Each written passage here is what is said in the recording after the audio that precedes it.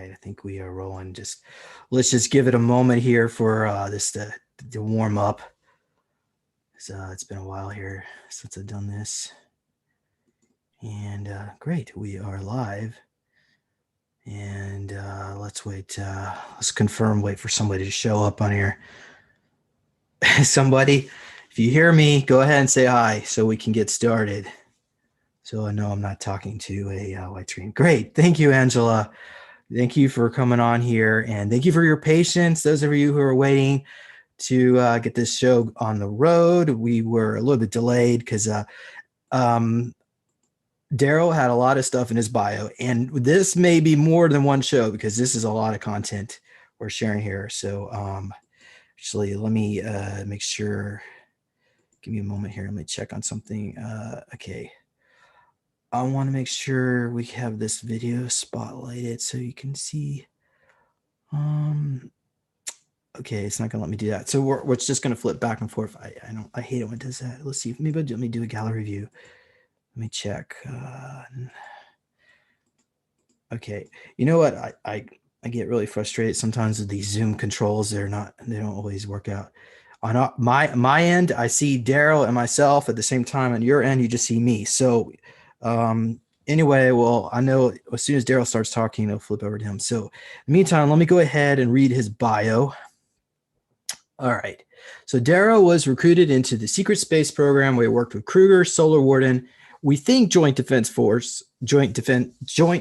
Command Force, but it was more of like a joint group. But Daryl explained more about that later on, group with Nordics and so on, and Darkfleet. His military career began in January of '99, where he joined the Navy to serve in the Naval Mobile Construction Battalion 7, where he served in the Middle East, as well as 2 years of service at the JMF, Joint Maritime Force Royal Air Force Base at the St. Mawgan Base. Forgive me if I didn't say that right.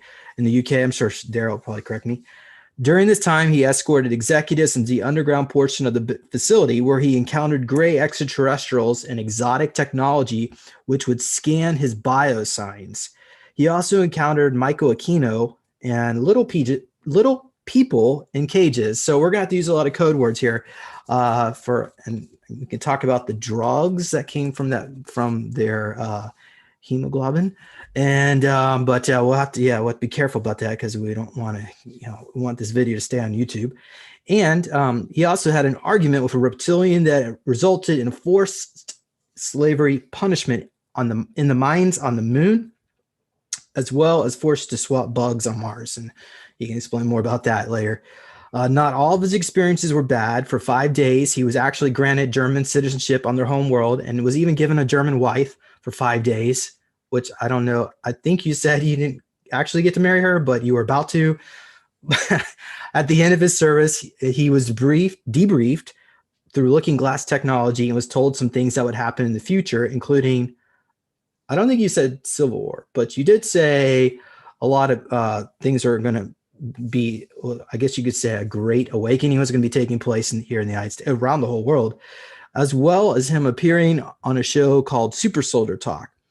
Daryl will also like to share a summary of some of the notes from his regression. I don't know if we're going to have time for that because I got 5 pages of notes because we did some regression work. And so, Daryl, are you there? I'm here. Okay, great.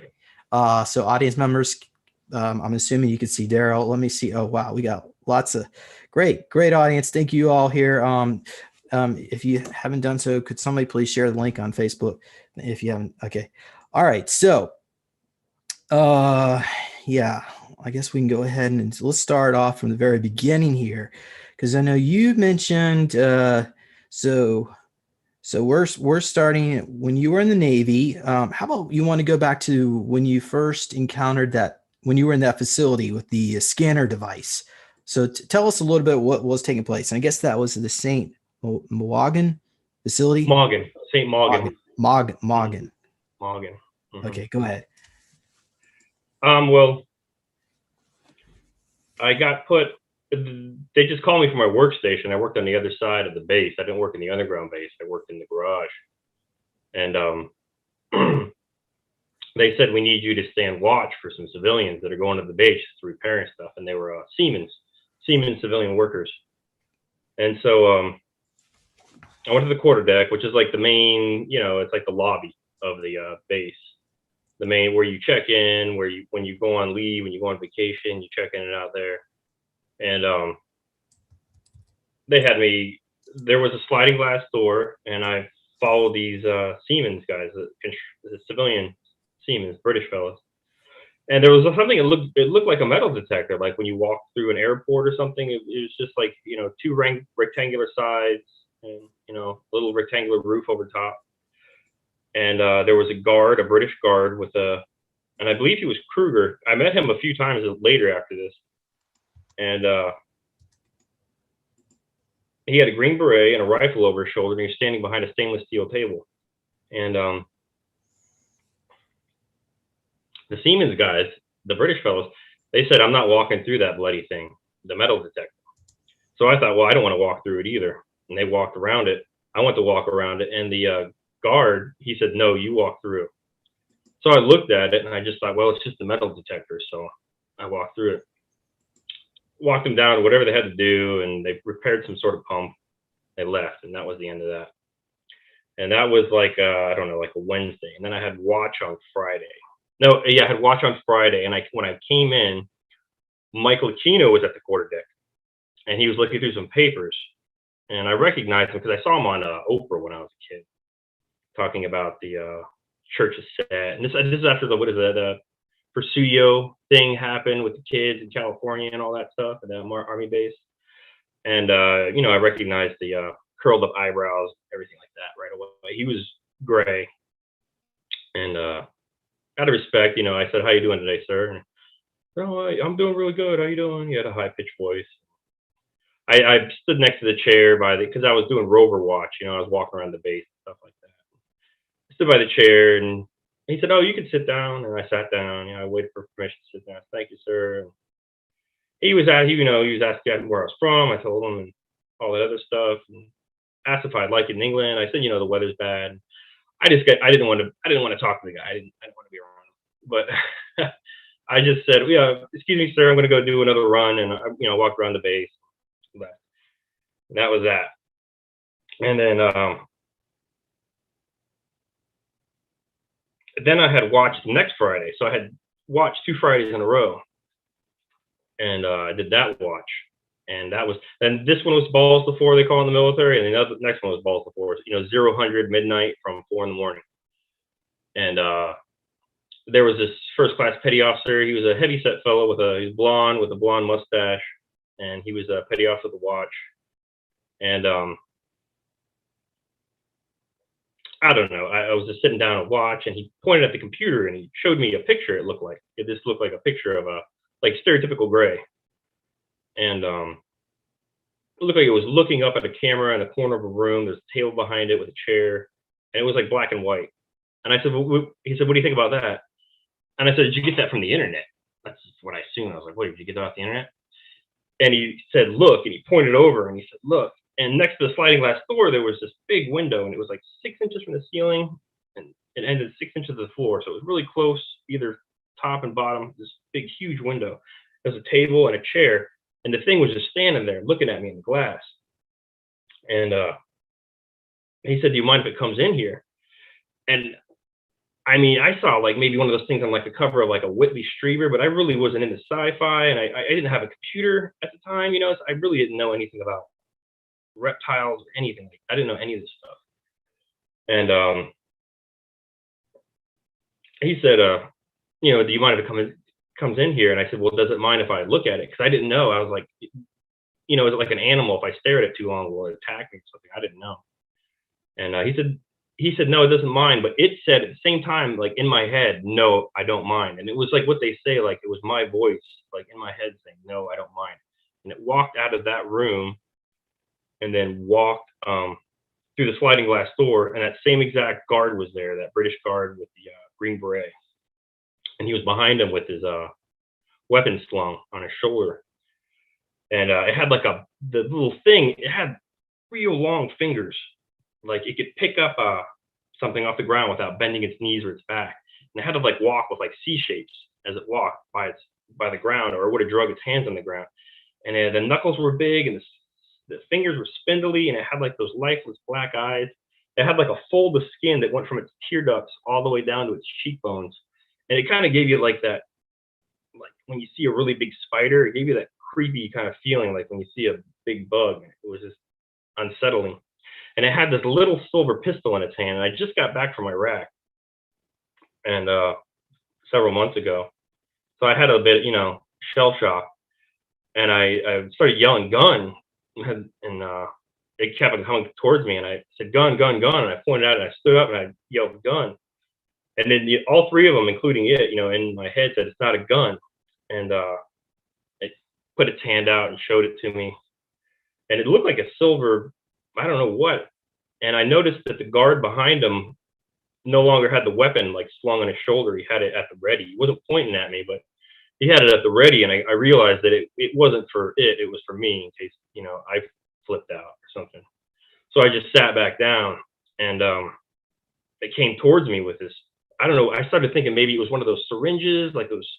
I started thinking all this weird sci-fi stuff, like Star Trek. I thought maybe it was the air power, like a syringe that they inject you with. I thought it was going to inject me with something, or I thought it was going to maybe take a sample from me. I didn't know what was happening.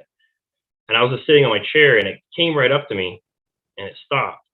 And there was this junky government issued Dell computer next to it, and the thing in its hand was a drill, and it took out the screws out of the computer like a machine. Like it did it with pinpoint accuracy. It didn't need to guide it with one hand and put it in. It just and it went to the back, and it did it, and went to the side and did it, and it lifted it up. It was one of those ones you slide off the top, and it lifted it down. It popped out the two chips of RAM, put it on the table, grabbed it had to reach up above its head. There was already two other chips of RAM waiting for it. It grabbed those, it snapped them in, and like one motion, it was like a machine the way it did it. Snapped them back in, slid the top back on, and it kind of like flicked its hand forward with it still had all the screws in its hand, and it flicked its hand forward and got the screw between its fingers and just hit every screw in it. Like it was like that. It was like so accurate. And then it just turned around and it looked at me. And then, it kind of had its arms spread apart. And I kind of leaned to one side to look at one side, and it moved its face over to let me see. And I did the same thing with the other side, and it moved over. And then it started moving its hands back and forth so I could see its hands and things like that. And I just kind of looked at it, and it became almost kind of boring after a while. It went from, fear to just boring. And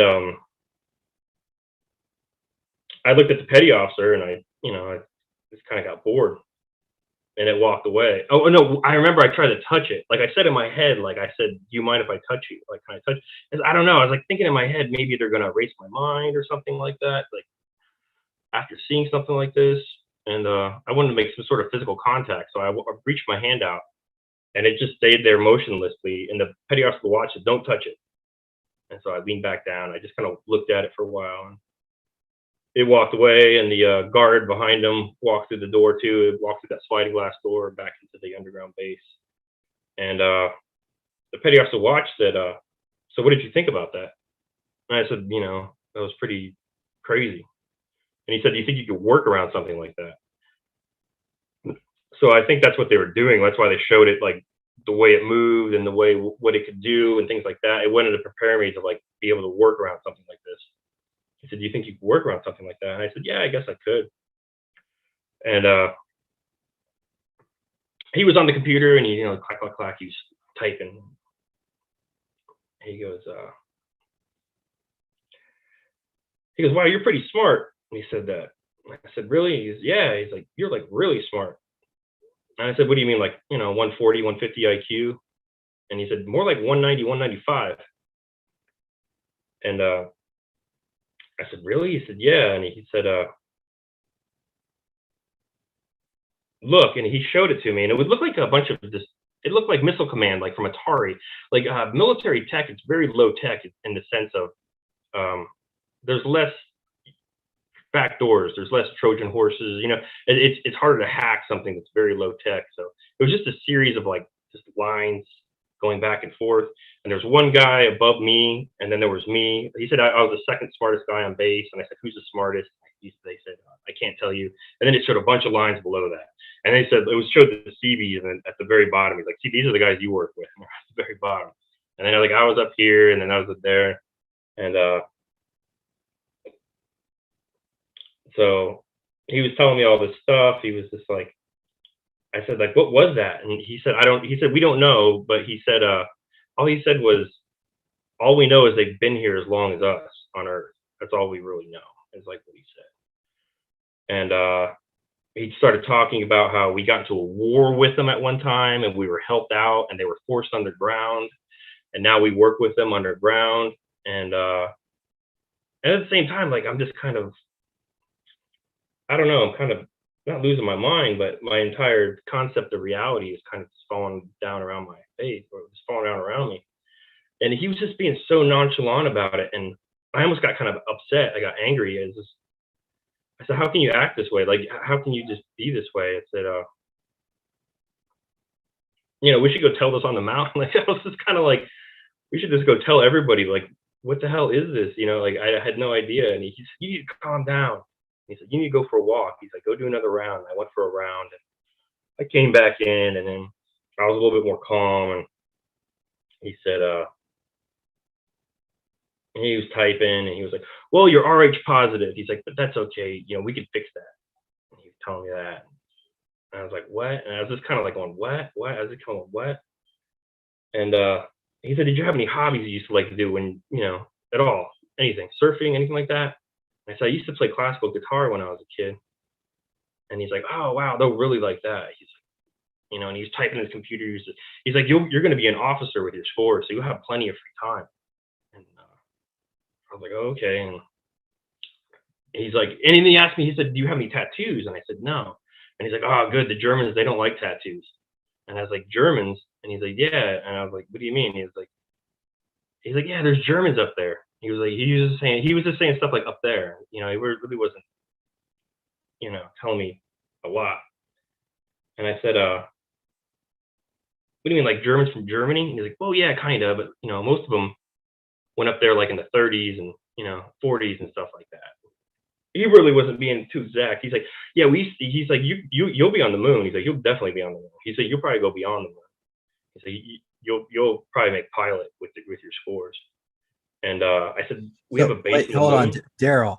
Was Yeah. he using looking glass technology at this point to look into your timeline, or was he just making guesses? No, he was just on the computer. Well, he was just looking at everything it read, whatever that metal detector was. And He was just on the computer, do just you think reading that everything off to me. do you think it's tied into looking glass, that computer, or is it some? Whatever that scanner was, whatever Yeah. that machine was, it was just, he was just reading off all the biometrics. He was saying stuff like, at the time I used to smoke, I used to drink. He was like saying like, you know, well, it shows here that you smoke. He's like, "But you don't have any blood clots." He goes, and he looked a little bit further. He goes, "Oh, that's because you drink." He was just like, he just kept on going through it, and he was just like reading all this stuff about me, and yeah, he And is that the point when you said that you had the marijuana charge on your records? oh yeah.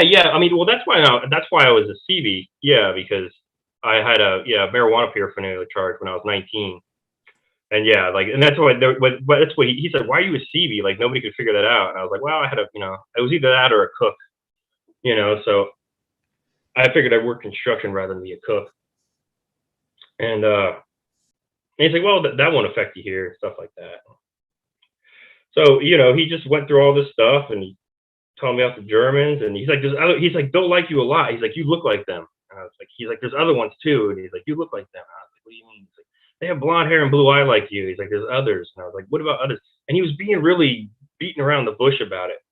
And he's like, "Yeah, he's like, he called them, he's talking about Nordics and things like that, but he really didn't want to pinpoint it. And he's like, "There's other stuff." And he didn't like want to tell me about, I think he was talking about the reptile, but he didn't want to like bring that up at all. He's trying to, I don't know, bring it up slow.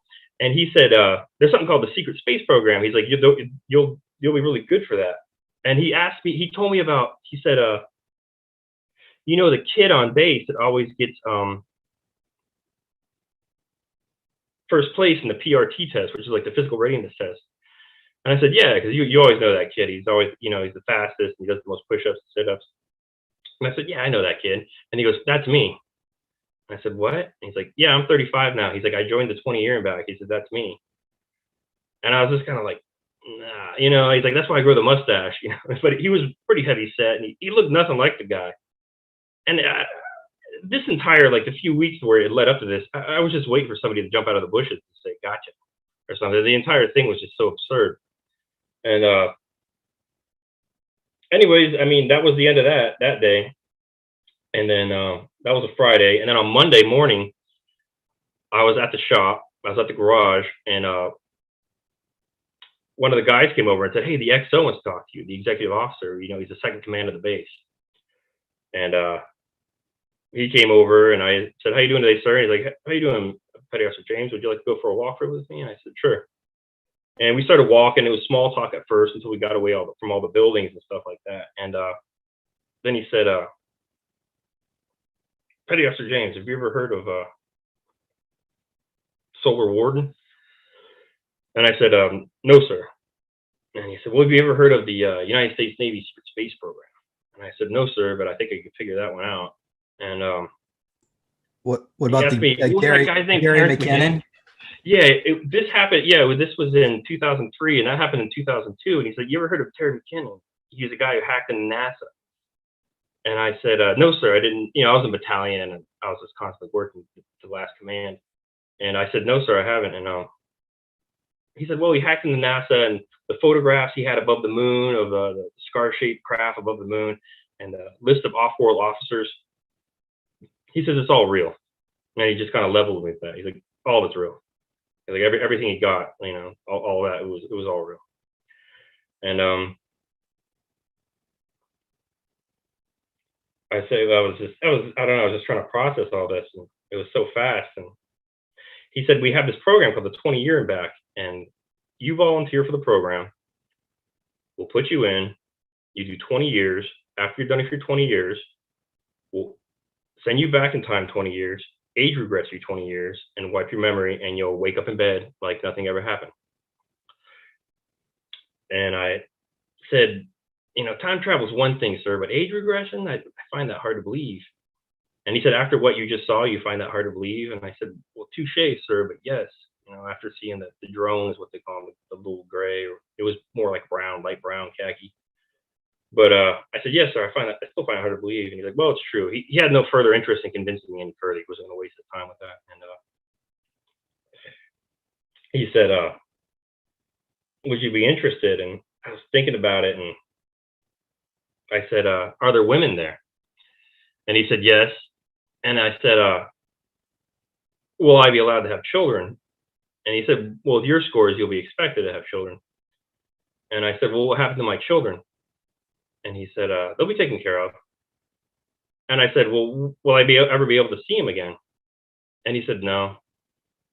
And I said, "Well, that sounds very sad."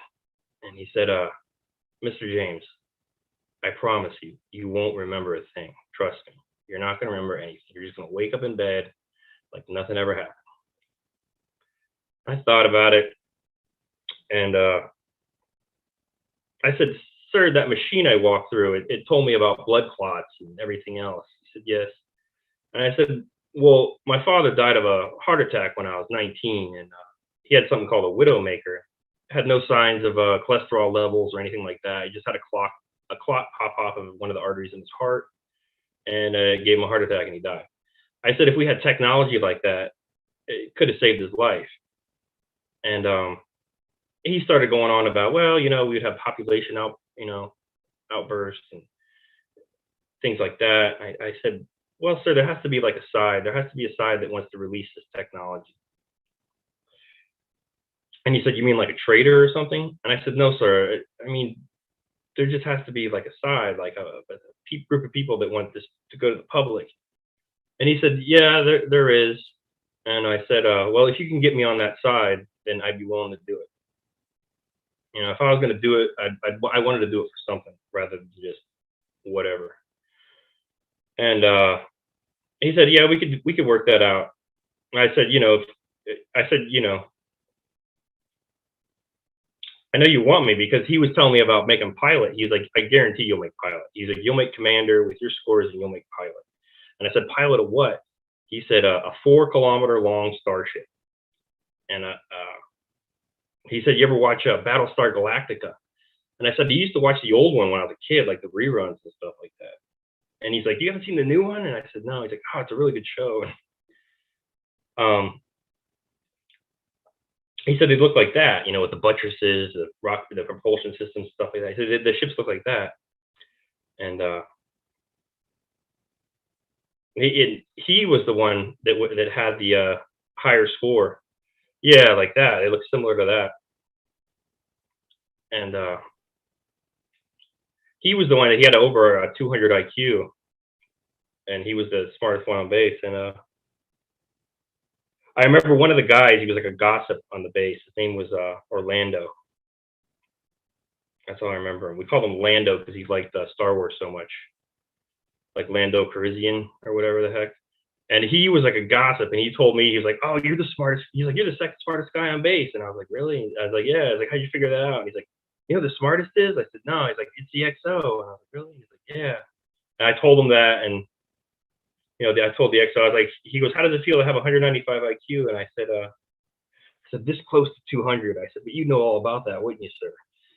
And he's like, "Oh, so you found out, huh?" And I said, "Yeah." And he's like, "Who told you?" I was like, "Ah, crap." Like, I didn't mean to like rat the guy out. And he's like, "Who told you?" And I was like, "Lando told me, Orlando." I was like, "Don't be hard on him. It was just like, type of thing." I was like, "Lots of people know." And he didn't seem that mad. And anyways, so I agreed to the program. I shook his hand, I saluted him, and he was walking away. He goes, "One more thing, Mr. James. You're going to be escorted by a reptile." And he said, "And he's big." And I was like, "Okay." I was like, weird. And he just walked away. And I remember one time we were playing Halo in the barracks. This is back when Halo 1, Halo 2 was about to come out. And we were waiting for the new weapons, and all the, the map and what weapons we're going to use. It was, we had 4 machines. It was like, it was a barracks. So it was almost like a college dorm. We had them all hooked up together. We were playing like that. And we were waiting for the next one. And the guys were talking. And these guys worked in the underground base, and I didn't. And then one of the guys said, "Did you see that reptile today?" And he goes, "Yeah, he was big." Another guy said. And I'm thinking, like, in my head, I was like, maybe there's like big monitor lizards, that live underground. Because like I said, I never had a computer, and I didn't know any of this stuff. I didn't know David. I didn't know any of it. And I said, "Yeah," and he talked funny too. And I turned around, and I said, "What?" And they said, "Oh, you're new here." He's like, "Yeah, there's reptiles. They live underground." He's like, "Yeah." And I was like, I'm still thinking to myself like a 4-legged reptile. I'm like, what are they?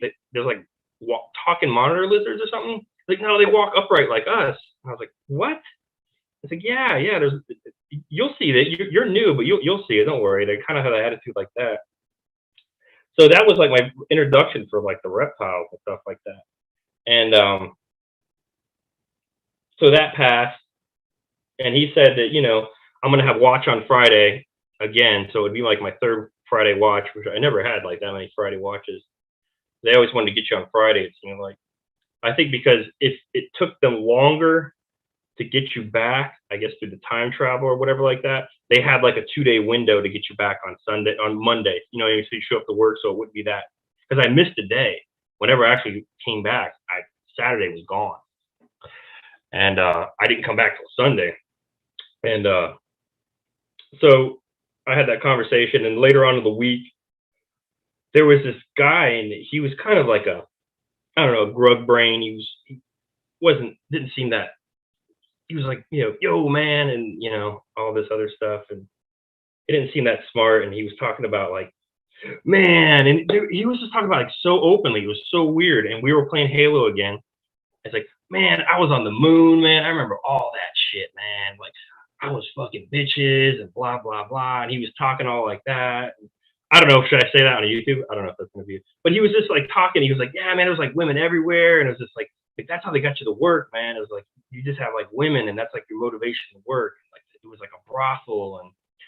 And he's like, yeah, man. And they used to mess us up. They used to shock us if we didn't work and stuff like that. We had collars around our neck. And they were just Do talking you about remember it. the cattle prods? Yeah. Oh yeah. Yeah. Yeah. Yeah. Yeah. They were mean, man. They were cruel. Yeah. And And I look. were they the Germans that were cattle prod electrocuting, or are Yeah. they the Greys or Yeah. It was reptilians? the Germans, man. It seemed like I was in like I was in like the German part of the mine of the moon. Like it was just like a bunch of Germans. And he was like, "Yeah, dog," and we got all these women over there, and it was great, man. I loved it and stuff like that. And I even said like, "Did you have kids?" And they're like, "Yeah, man, I had kids." And I was like, "Well, don't you miss them?" Like I thought like that's kind of sad. He's like, "Yeah, man, I don't care. I don't do crap like that." He's like, "When they put you back in that chair," he's like, just like fight it with all your might, and you'll remember." He's like, "Just fight it." And he's like, "Yeah, because I remember everything and stuff like that." And I looked at him and I said, "Well, they said I have 195 IQ and I'm going to fly a 4 kilometer long starship." He goes, "Oh, dog, man, you're going to be up there, man. You're going to love it, dude. You're going to be way up there." He's like, they'll take care of you. And all the other guys were just standing there. None of them, I don't think they volunteered for the program. Maybe if they did, they wouldn't even remember. And they were just kind of like looking at me. And I was like, "Yeah, I did this." And all of a sudden, like this, boom, like feedback came into the room. And his voice just happened, and it said like, "You are in violations of articles 1824 of the Uniform Code of Military Justice. If you do not stop forthwith," or something like that, "you will be charged, up to 10 years in prison and a $50,000 fine." And then that'll be all, and it just went off. And like I looked around and I was like, "Do you have an intercom in your room? Do you have a speaker?" And one guy in the room said, "No, they don't need speakers to do that." I was like, "What the heck was that?" And he's like, "We can't talk about that right now." And later on, that guy Orlando, he said, "You see those cell phones?" He said, "You see those towers, and they had rectangles on them." And this is when 5G was like, no, I'd never seen it before. I remember we used to PT around the base, and around the underground base, they had those 5G like rectangles. There's boxes. I had no idea what they were. He says they can beam a microwave into a room, and they can see into that room, and they can hear. So it's almost like scanner darkly type technology, where they don't need a bug and they don't need a microphone. They can just beam like a microwave beam into the room, and they can see everything on like a monitor, and they can hear everything you're saying. He's like, "But they can't do it to like every place at once. It's like it's just like a beam." And he talked about how like people are afraid that it'll give people cancer because it's microwave. He's like, "But they'll only do that if they're like beaming it directly into your head or something like that. It just beam like that." So that's like part of a 5G. I don't think anybody really knows about or talks about on the internet. Like they can just bug your room. They can listen to whatever you want to Yeah, you're someone saying. comment voice to skull technology. Yeah, yeah, and it was when 5G, like I never saw it before. It wasn't around. This was like 2003, and it was on this base. It was just experimental, and I yeah. And then Friday came around, and so I was there, and I was in my working blues. Well, Daryl, back up again a bit. Hmm. Uh, so this guy that you were playing Halo with, did he hear the sound, the transmission as well? Oh yeah, like everybody in the room just got quiet, and it was weird, man. It was just like it had like an intercom feedback. Did they get quiet because they were afraid, or did they get triggered into a different altar? You think? I believe they're just afraid they're going to get in trouble, because you shouldn't be talking about. It was just warning us, like, "Hey, you can't talk about stuff like that. Like, don't talk about, you know." And it was like they were keeping an eye out on me. Is basically what it was. I think is what it was. And So at this point, did you already serve in your 20 year and back? no, no, no, it hadn't even happened yet. I was just like I was telling guys I was going to do it. I remember I told a friend of mine, David, I was going to do it. I said, "Did they approach you about it?" He said, "Yeah." He's like, "You said no." He said, "Yeah, man." I said, "No, I don't want to do that." And I was talking to other guys, like, "No, I'm not. I'm not doing that." And I said, "Well, I kept on saying like, it would kind of, stroke my ego. They said, I have 195 IQ. I'm going to be a pilot of a 4 kilometers long starship. And I even asked the guy, the guy who said he was on the moon, like the yo dog guy and stuff. And he said, I said, "Did the XO come up to you and like talk to you personally?" He's like, "Nah, man," because I wanted to know like, were they just blowing smoke up my skirt? Like, what is this something they just tell everybody that you're really smart and you're gonna fly this ship? And he said, "No, man, nobody talked to me about it. They just talked to me at work and asked me if I wanted to do it." And I said, "Yeah." And so yeah, it's a big deal for like the executive officer of base to like come up to some non-commissioned petty officer and start talking to him. that doesn't happen. If anything, he would call me to his office and talk to me, but not come to my workstation and talk to me. Daryl, I had some questions. Well, Mm-hmm. really just one question, or maybe two. Okay. Did the pension conversation about pension ever come up that you would possibly get paid or taken care of for the rest of your life or whatever for your I service? asked that from the XO. I said, "Well, will I get retirement pay for this? You know, for doing the 20 year?" And he said, "Nope." And it was just like that because it was 20 years, so I figured I might as well ask if I'd get retirement out of it. Yeah. Okay. And next question was Michael Aquino. Was this before or after you interacted with him at the facility? This was after I interacted with Aquino, and Aquino Okay. was just really quick. It was just like a hi, how you doing today, sir? You know, it was just a respect thing. And I think he was looking through my files. You know, with the paperwork he was looking through at the quarter deck. I think he wanted to like, you know, size me up kind of thing. I think he wanted to see me in person because they were like everybody I talked to, you're like, damn, dude, like you're smart. Like, and I had no, I mean, I was decent in school, you know, but I was never a straight A student. And I remember I told that to the first class, and they said, well, school really has nothing to do with intelligence. He just kind of blew it off like that. Uh, what? And Oh, go ahead. Go ahead. and yeah, I mean, so the big day came, and I had another balls to four watch. It was my third one, my 0 to 4 a.m. Is what you know they call it balls to four. And I had my working blues on, my Johnny Cashes, you know, which is like the ice cream man hat, you know, with the tie and the shirt, and it's all black. That's what they call him, Johnny Cash, the man in black. You wear all black. And, that it was that same first class that was there before with the mustache said that he was in the 20 year and back. And there was like this little skinny kid standing there with like a weapon, and it was at the ready already. You know, it wasn't pointing at me, but he had his rifle at the ready. I was just, and he's this little skinny punk kid, and he got up on the phone the first class. He said, "All right, send him in." And I waited like I don't know 10 minutes, and I was just kind of I don't know daydreaming or something. I don't know what I was. I was just sitting down and just kind of looking around. He's like, and the first class said, "All right, go with him." And in that same big room, that glass window that's 6 inches of floor, 6 inches of ceiling, there was just this enormous reptile. He was this 9.5 feet tall. He had to like kind of cower in the room. He was too big for the room, and he was wearing one of those tight blue suits that you see like the Pleiadians, wear. He was just wearing that big, but it was huge, and his shoulder muscles were like beach balls. He was just enormous. He was brown. He had a flat face. He didn't have like a snout, and his mouth just went straight across and then went up, and he had like gold kind of alligator eyes, and he was just standing there, and I said, Jesus Christ, like I stood up and I was ready to run because I remember the XO said it was a reptile and he's big, but Like man, it's nothing how until you tall? see it. About 9.5 feet tall, but like I said, he had to like cower in the room. I couldn't even. I don't know, man. Once somebody gets over like 7 feet tall, it's kind of hard to estimate. You don't see people that big. You know what I mean? He was just so big. It was just ridiculous. And like I said, his muscles were like, even if there was a man that could be that big, there was no way like a human being could be that big as far as muscle wise. I want to show my drawing from that was donated from Paul Richard Atkins. I want to give a shout out for you for drawing Tian. He is a reptilian scientist from Direeds.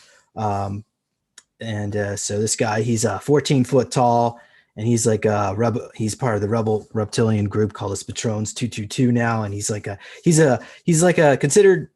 Think of it like a hippie scientist that says "fuck the establishment." So this guy, he's very positive, but green. But yours is more brown, you say? So Yeah, he was brown.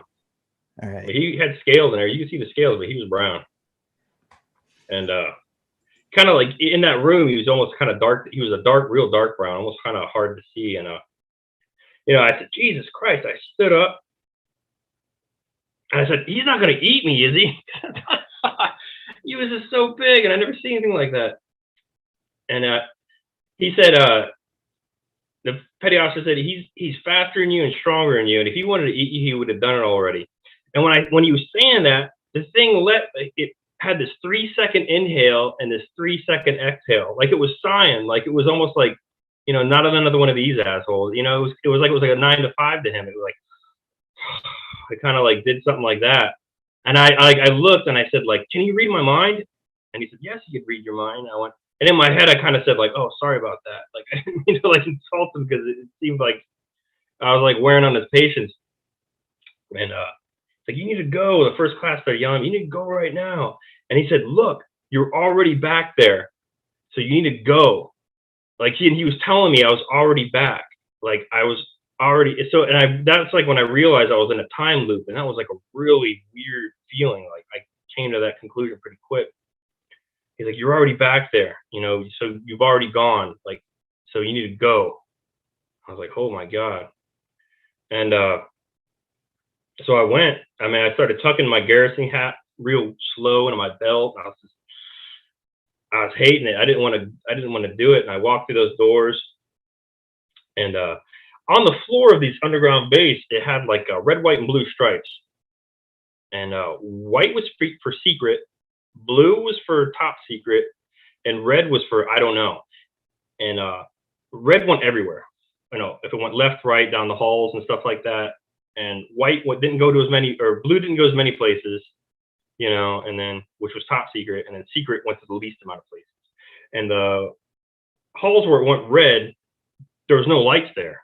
I just assumed if you walked down there, maybe automatic lights would turn on. But there was no lights in the ones that were just red lines.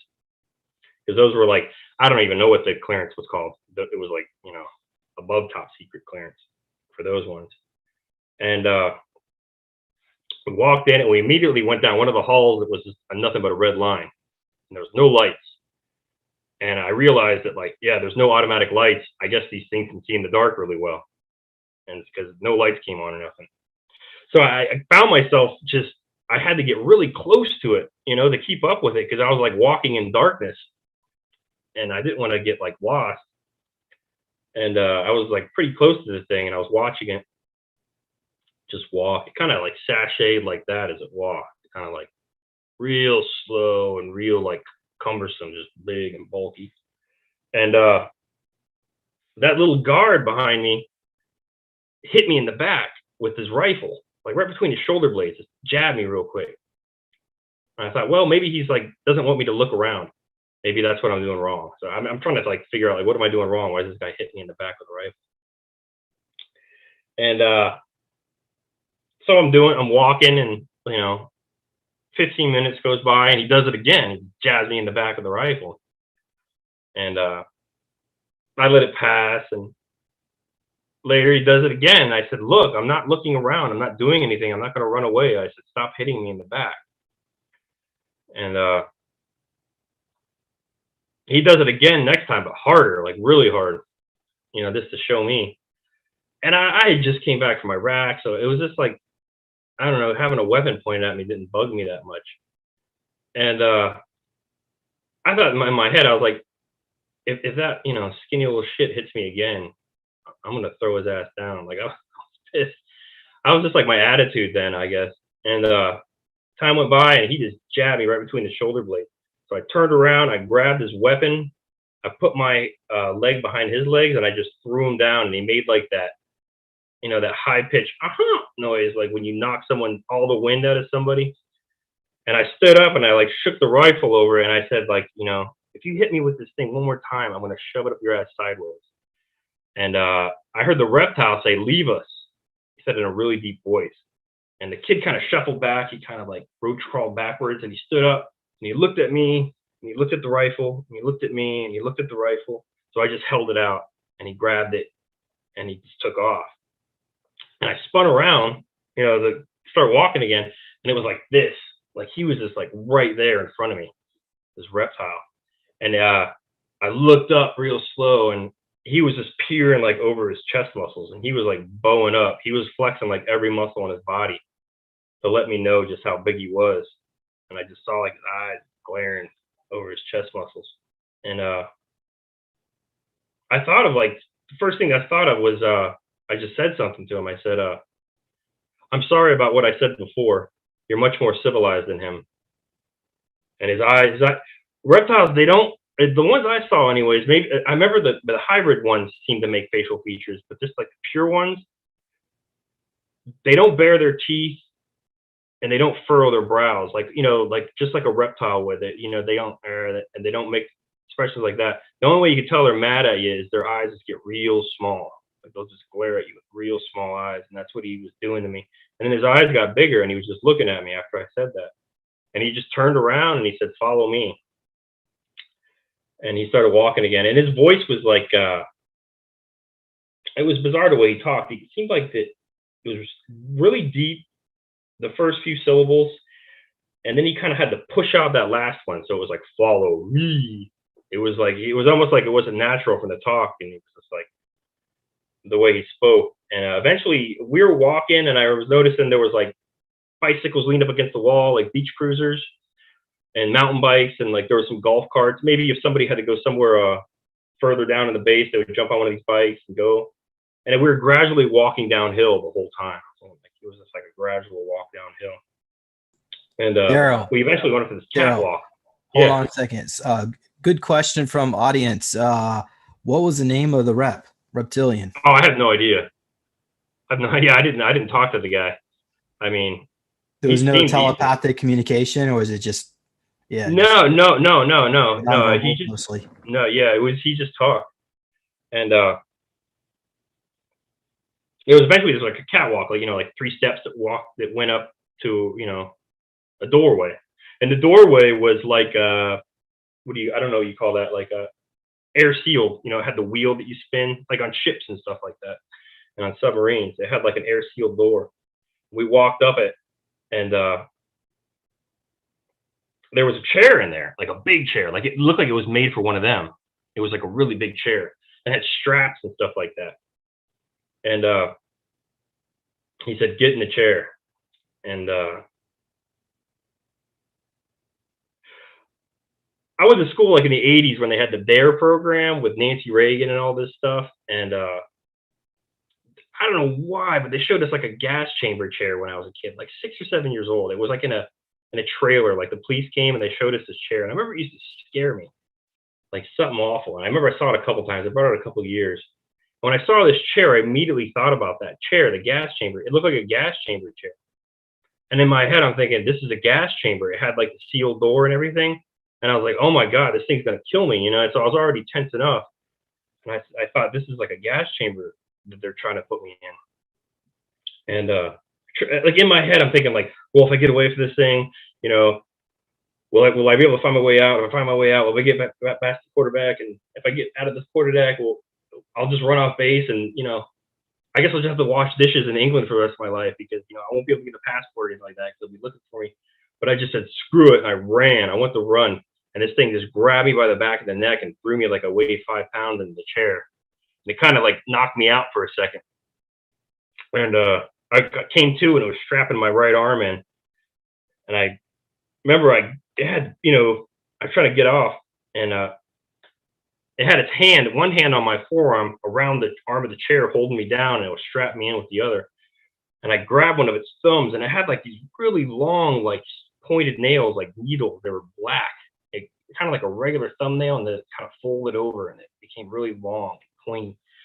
And I grabbed its thumb, and I was actually getting some headway, and I was pulling its thumb with all my might with one hand, and it just like, I don't know if it punched me or it headbutted me, but it hit me really hard in the head and kind of knocked me out. When I came to, it was strapping my right leg in. So my right arm, my right leg were strapped in. So I kind of got off the chair partially with like one leg, and I was trying to undo the strap the other. And he hit me with his hand, like in the chest.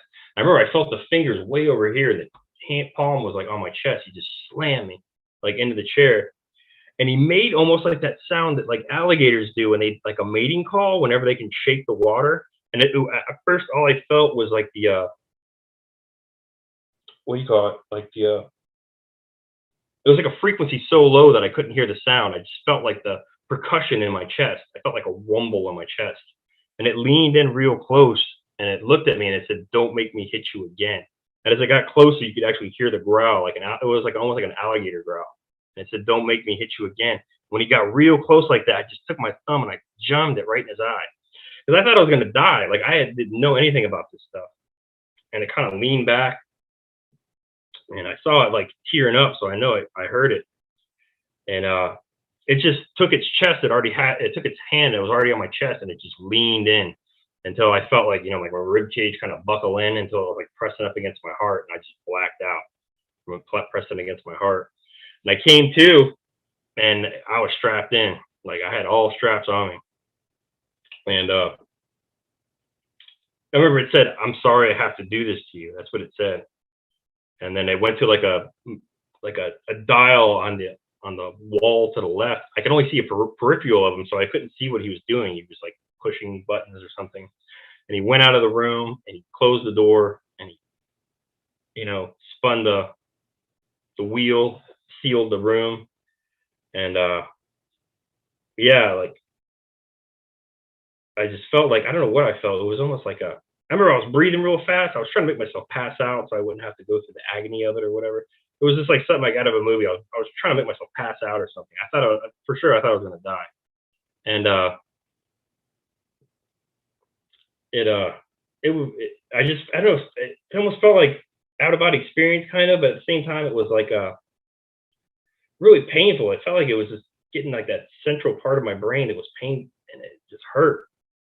And I talked to the executive officer. Like I said, I was going to do this in the story. I was kind of go back and forth. He told me that was a density chamber. It was to artificially push you from third density into fifth density. And I remember, before this, there was a guy talking in the barracks, and it was almost like he was talking to me. He's like, but it sounded like he was talking to someone else, and it was like this eerie thing where sounded like he was talking to somebody else. And he's like, they're going to bring you into a room, and it's going to put you up into fifth density. And it's like, that's how you're going to interact with ETs. He's like, you can't interact with ETs unless you're fifth density.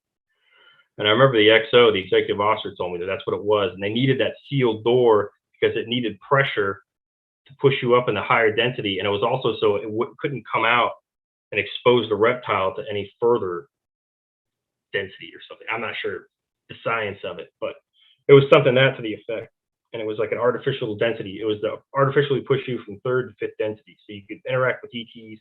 They said, you become faster, you become smarter, your IQ goes up a couple hundred points, and you become very fast, you become stronger, but when you're around other fifth density beings, you can't tell. It's just like when you're around third density beings, it's when you can tell. And so that happened. I came to, and I was looking. Daryl, Yeah. I've got some drawings of different types of trip seats and chairs. I thought maybe I could share some of it, and then maybe you can give us an idea if it looked somewhat similar to that. It'll only take a minute or two here. So, folks, sorry, I know I got a lot of open windows on here. That's obviously from the Total Recall movie. Is that what you were seeing? No, it looked almost like a gas chamber chair. It's very much larger. It was black and it had little like the holes in it, the small little holes, like the way a gas chamber chair does. Okay, so nothing like that. Mm-mm. Okay, this is probably on your debriefing session at the end. They tell you to look into this device and then it erases your memories. This was at Montauk. So did it look like this with the little visor? No, it wasn't attached to a wall, and it had straps for your ankles and straps for your wrist. This one's something more similar like that. Yeah, it looked like an executioner's chair. Yeah. Okay, and this did it have an IV attached to it? An IV drip? I didn't see the back. I wanted to get away from it as soon as possible. That was my main thing. I wasn't trying to look around it or anything like that. Yeah, Alex Diaz drew this one. I have the whole story written up. And it had the straps and stuff like that. Yeah. Okay, this is from some archetype examination. Some video on YouTube. Was the chair about that size? Yeah, it was big. Like I said, it looked like it was built for one of them. Bigger than this? It looked like it could have fit like a 10-foot man in it. It was a wide, really wide. Like my arms were all the way stretched out in it. Like I felt like a little kid sitting in like a big chair. Okay. A few more. So yes, no. Little. Yeah, maybe. Yeah, something similar to that. Okay. But like I said, it had little black like holes. I mean, it had little holes in it. It was black and it had little holes in it, like a gas chamber chair. Okay. This is the trip seat drawn by Barry King. Trip. Yeah. Okay. So that one, and there's another dentist like chair, needles. We've got this is not looks like I wouldn't did you see wheels on it? No. Okay. So all right. And then this one, this is not a trip seat. This is that doesn't look very kosher. So let's just does that look familiar? Well, like I said, the device he was using, whatever the buttons he was pushing, Like it was on the wall that I couldn't see. I saw a electric peripheral of shock. him pushing buttons on the wall or something. All right, let's close that one out. Here's a door. Okay, so I don't know. Close that one out. Here's some more. Here's another table with straps. Was it lit like that, or was it more like a chair, a reclining chair? It's more like a chair, but it did have the holes. That thing looks like it has holes in it. It had the small little holes in Probably for blood. it. Okay, I don't know what the heck's going on with that one. Okay, there we go. So, all right. So, do you want to where do you want to go take this next? Do you want to continue on the story or Well, I mean, this one part, it was weird because this is kind of part of it. I looked at the chair and there was a guy. He looked like a Nazi, and he had slick back blonde hair, like it was slick back with pomade, with like an old 40s undercut, like shaved and a slick straight back. And he was wearing like a black leather coat, with a waist, like with a belt, and he didn't have his cover on. He didn't have his hat on, and like had black leather knee high boots. He looked like a Gestapo, and he looked very like compassionate. He was like kind of moving his hands around, but they weren't talking. And I just saw the back of the reptile, and the reptile was like kind of motioning its hands. It was like they were communicating like telepathically with each other. And I slid down off the chair, and I remember one of the footrests hit me in the back, and it hurt like hell. Because it was high up, and it was meant for one of them. I slid down, and I kind of fell on my feet, and I was really out of it. And I remember the first thing that came to my mind was I said something like, "Can I go to bed now?" or something, because it really wiped me out. And I fell down to like my hands and knees, like I couldn't even stand up. I was so exhausted. And I just remember those black leather boots like going in front of my peripheral, like he walked in front of me, and he said, "I should have you executed for what you did to my man." Did you hear? Do you hear me? Do you hear me? He was yelling, and I just fell over on my side. I remember the reptile said out loud, it said, "Doesn't matter. He doesn't remember anyways." And then that was it. And then I remember I woke up. I had to pee, and it was holding me like a duffel bag under its arm. You know what I mean? And walking. And I was telling it, I was like, "Look, I got to go to the bathroom." I was like, "Just put me down for a second. Let me go." And it wouldn't listen. And I'm thinking maybe we must have gone through like a portal or something like that, because I remember my eyes closed and everything just got really bright. And he laid me down on the bed, and there was like one of those like big round hospital lights, like for surgery, and it had like little LEDs all over it. And I heard like ripping and tearing and stuff like that. And it was a woman, a nurse. She was taking out like like things for heart monitors and stuff like that. She was opening up packages and putting them on my chest and stuff like that. And I remember the reptile said he has to urinate. She opened up like one and gave me like a whatchamacallit, a catheter. And he was really gentle, and he wasn't, it didn't seem mean or anything like that. I don't know. It didn't seem cruel, but it was two girls. And I remember I said one of them was pretty and something like that. And she liked it. It was almost like, I don't know. I was like a kid. It was like, I don't know if they wiped my mind here or later, but it was weird. It was like, I didn't remember who I was or anything like that. It was just like ignorance is bliss kind of thing. It was like, I don't know. I had no anything. I remember my ABCs 1, 2, 3s. I couldn't remember my parents, where I was from, or anything like that. I didn't even remember my own name. And so they hooked me up to all this stuff. And I asked her if I could hold her hand, and she gave me her hand, and then I just passed out. And I fell asleep. And I woke up, and I was by myself in this room, in this white room, and he said, she eventually came back in. She gave me all these tests. She started giving me like, she had the smart glass pad, you know, and she was just giving me all these tests, and it was just put your fingers between mine, you know, reflex tests, things like that. She was really nice, and then she started to leave, and I was like, don't leave me. I was like, you're the only person I know. I'm gonna have to stay in this room again for like 12 hours or whatever the hell it is. I'll hold myself again. And I said something like, I said, I don't know what to do, and I don't know what to say. All I know is I want to be close to you. And that's like all you know how to say. And she just like grabbed my hand and took me outside. And then we were like in this big like lobby area, and there was like hustle and bustle. It seemed like it was getting off shifts, like we were transferring shifts. And there was like, I looked to my left and my right, and there was like a train going behind me.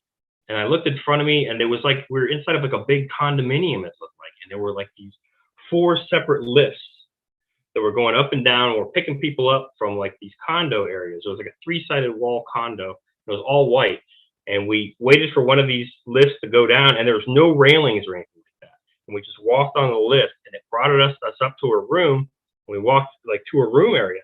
And I remember there was like a lot of women with children, and they were waving, and it was mostly men leaving to go to these trains. And they were wearing like all white, kind of like jumpsuits or something like that, maybe like grayish white. And I remember there was a woman holding her baby, and there was no railing. We were on like the 5th or 6th floor, and there was no railing, and she was standing right next to the railing. And I was just staring at her. I said, "Aren't you afraid that you're gonna fall?" And she goes, "Oh no, you can't fall." And she just walked out. She just like walked out, and it was just like this invisible like field that you could just walk on. And then she walked back in, and she's like, "Yeah, the children do it all the time. They play and they do it all the time." I said, I walked out, like she had me do it, and I walked out.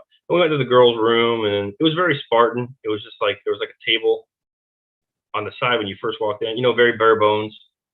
There was like a coffee table, a chair, and stuff like that. And then, you know, we went to her bedroom, and we started to kiss. And she said, "Stop." She pushed my chest, and she says, "What's your name?" And I thought about it, and I was like, I don't know. I don't know my name. And she says, "Come on, think about it. Everybody remembers their name." And I thought about it, and I said, "Daryl." And then, yeah, it was just, and that was that. And all of a sudden, I just woke up. All right, this is how it happened. This is how I saw it. And I was back in my room, like in the barracks. You know what I mean? And I kind of remember like people, like blonde people with blue suits. I remember having dreams about that. And I remember like being like in a lot of pain, and some sort of like lizard monster, black lizard monster, like torturing me and being in a separate room. And I remember laughing, and I remember being carried and breathing like the cold air outside, and just being like thankful that I was just breathing cold air. And I was in my room, and I looked over, and I like looked out the window, and I was like, what the hell? Like I was like in this, and I remember that, you know, I remember being with this woman, and I remember being like in this weird, you know, kind of condo area. And I looked to my left, and my uniform is like laying all nice and neat, like on this chair in front of my bed. And you know, it was my working blues, my chairs, you know, my shoes were tucked under it, and something I never would have done. I would have put it away and put it back in the closet, you know, it was some, you know, and I still had my socks on and my shirt on, and I wouldn't have done that. I just would have slept with my shorts on. And I was like, what the hell happened? I was like, I couldn't, like, and I was like thinking, I was like, how? And I kept on saying, I was with a woman. Like, I was like, how did this happen? Like, I was with a woman. And I remember I opened up like my closet door, and I had one of those body mirrors, and I was like built. Like, I checked myself out. Like I was like really, like I had a lot of definition and tone. And my fingernails on my right hand, like my 3 fingernails and my thumb, which are like picking nails for classical guitar, they were long. I was like, why are my fingernails long? And then my hair was like somebody that shaved it with like a number 4, like a clipper. It wasn't like, and I, you know, I just got to a new command, so I made sure I had like a nice, you know, fade haircut, like military haircut. And it was just like, it was like a little kid that shaved my head with like a you know, like a number 4 setting. It was just like, I was like holding my hair, and I was like, my hair was like all like one length, and I was like, why is my hair all one length? And then I came out, and there was like this guy who was really cocky, and he thought he was like the head guy of like the barracks. And he goes, "Hey, you made it!" And I was like, "What are you talking about?" He's like, "A lot of guys don't come back." He's like, "20 years is a long time." And I was like, "What are you talking about?" And I didn't remember it. I really didn't remember having the conversation with the XO, and I just remember like being on this weird room, and I couldn't figure it out. And I don't know. Time went by, and just kept on having dreams about long blonde hair people, like a group of them, like maybe 8 or 10 of them, and just looking at me in the dream. And they had like, the blue uniform, the skin tight uniform, male and female. And not all were necessarily looking right at me. Some were kind of standing out to the side and looking sideways at me and stuff. And I had this horrible, horrible depression, like really bad. And I never really had depression before. I never had to take medication or any of that stuff.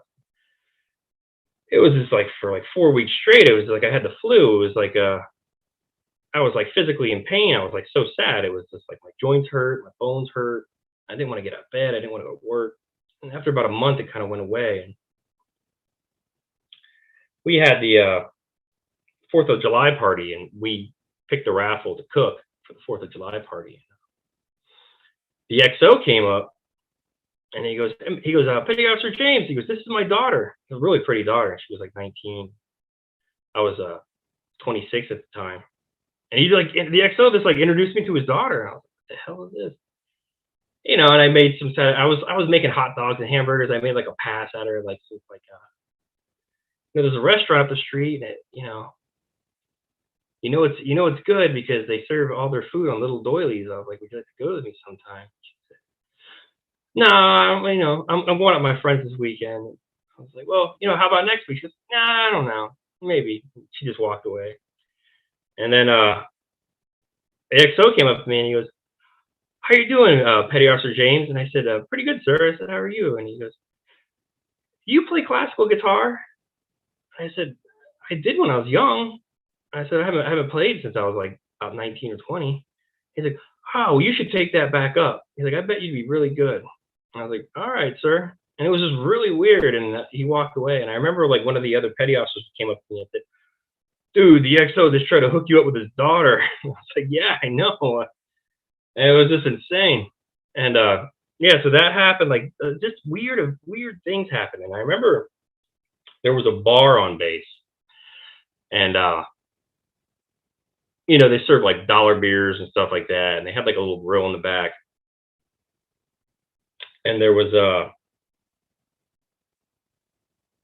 I don't know what his name was. I just called him the Goon. Like I'll just call him the Goon. He was like this big goon, like shaved head, big bastard. And there was always him and like these 3 or 4 English guys would be at the bar, and he would always be sitting at one of the tables. They played movies there and stuff like that. And I walked in one time and he goes, "Hey, it's the King of the Tibetans." And I was like, "What?" And he's like, "Yeah." He's like, "That's what you said what you were." He's like, "You don't remember that? You're the King of the Tibetans." And I was like, "What?" And he's like, "Yeah, man." He's like, "Yeah, Kino really fucked you up, man." He's like, "Yeah, Kino was messing your ass up." And he's like, "Yeah, man, you were just talking all this crazy stuff, and you play guitar, and you were just naming off all these kinds of names, and nobody knew what you were talking about." And the other 3 guys at the bar, they said, "Shut up. You're not supposed to talk about that in front of him. Like, stop doing that." And he said something like, "Yeah, you said that you killed us, in the future," or something like that. And he was like, "Yeah, but Aquino believed you, and that's the only reason he let you live." He said, "If it was me, I just would have killed you, but Aquino seemed to believe you, so he let you live." And I was just like weird, but I kept on going back to this bar because he kept on telling me stuff that was like a missing part of my life, and I didn't understand. And he said, and he started talking about, we can't say it, right? The thing, because it's on YouTube. What do you want to call it? The life-preserving drug? Yeah, that What's rhymes going to be with the a nickname? popular Google browser. So they were hopped up. So what? Aquino what was he? He's harvesting this stuff from his Well, factory. yeah, yeah. And I remember one time they were at the bar and they're all talking about it, and it's like, yeah, I just got the drug and I feel great, man. And they're all like, woo, and they're all like, high as Georgia pines. And you can tell it's almost like they're on speed, and they're like, yeah. And we were watching a movie, and he was talking about like just different stars. And he's like, yeah, Tom Cruise does it. Yeah, Tom Cruise came to the base the other week, and he wanted to check it out. He wanted to check out the harvest for himself. And they let him into the underground base and stuff like that. And that's when I was And telling you that Tom Cruise is the clone of Richard Bay, who's the head of Umbrella Corporation. yeah, yeah. But yeah, he just talked about like different stars and stuff like that. That did it. Every time we were watching movies, like, he does it, and he does it, and he does it. It was almost like he was trying to make himself feel better about it because all these popular people are doing it, so and we do it too. We can do it too. Were they aware of how it was harvested? Oh yeah, these guys. I mean, if you want to like kind of go further in the story, these guys were Satanists. They were straight up Satanists, and they were the ones that actually took it from them. And they were the ones that actually, once they hit puberty, like I said, they're no good to them anymore. They don't have as many stem cells, so they were the ones that slit their throats. They're the ones that they dropped them into something. The XO told me they dropped them into something that looks like a wood chipper, and grind them up, and they feed them to the other kids. And so, Daryl, so essentially, we were actually discussing a little bit about this earlier.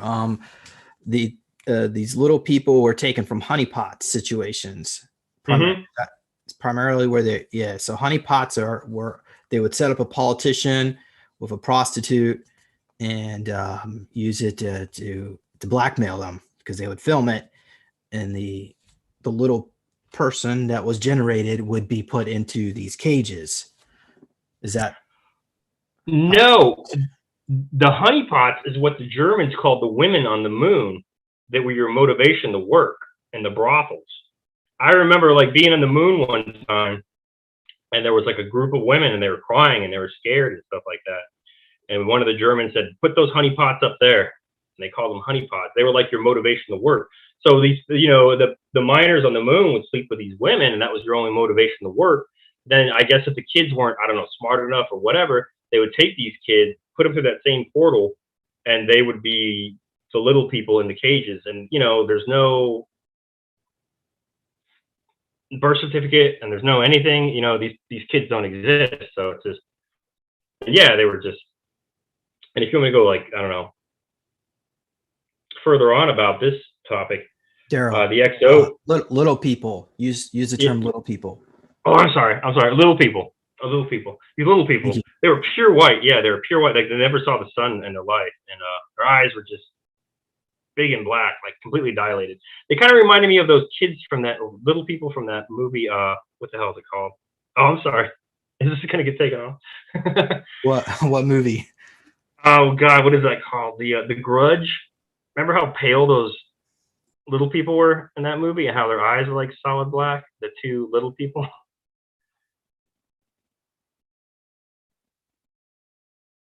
No, was it that? I don't know. Yeah, they were. I mean, they were white, man. They were like pale. They were like chalk white.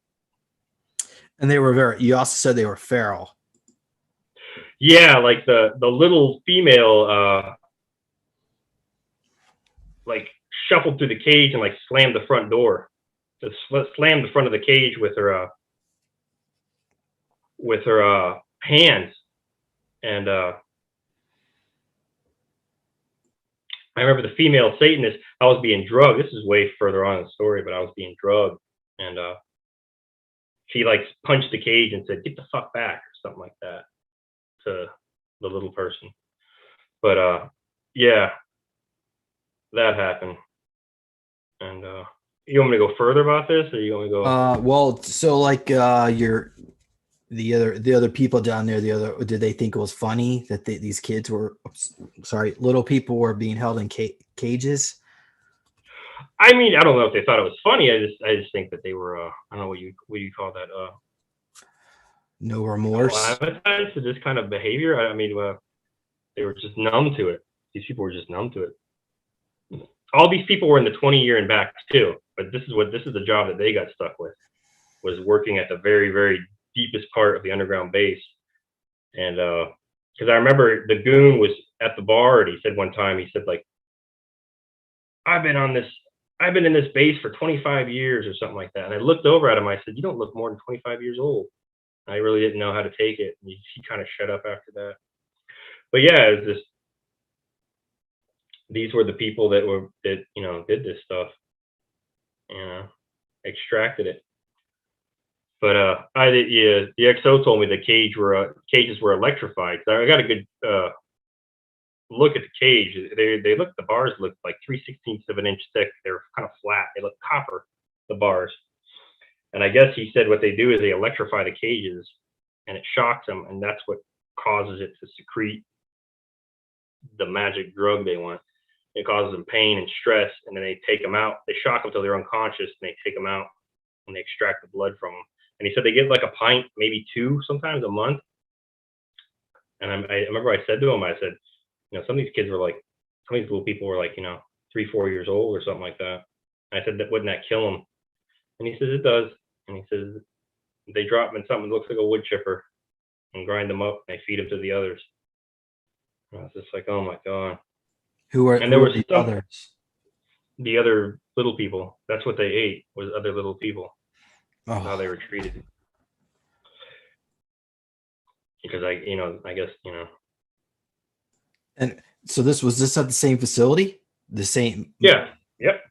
Yeah. And that's what I'm talking. And the XO knew all about it, you think? Yeah. Yeah. I mean, it was one of those things where he was trying to stop it, but he didn't have the ability at the time. And he would always bring up my daughter. He would always say, they'll hurt my daughter. He said, they'll hurt, if he tried to stop this or intervene or do anything that the reptiles told him that, if he didn't want to do anything, he would always bring up, they'll hurt my daughter. It was his kind of excuse.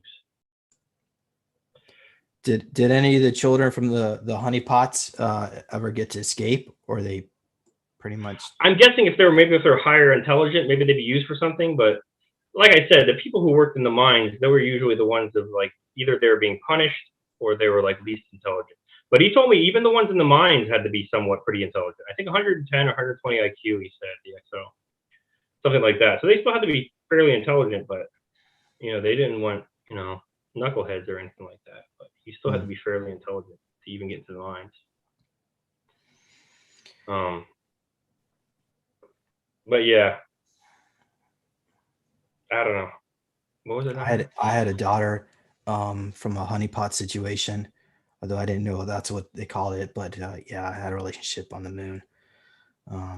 Apparently, during that period of my life, it wasn't very happy. But I don't really have that much recall of that particular experience. So I'm going to leave it at that. But okay, well, shall we continue on here? Let's see here. What else you want to talk about? Maybe what was life like do you recall what life was like as a slave on the moon, the mines of the moon?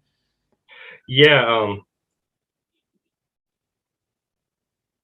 It was pretty bad. It was just,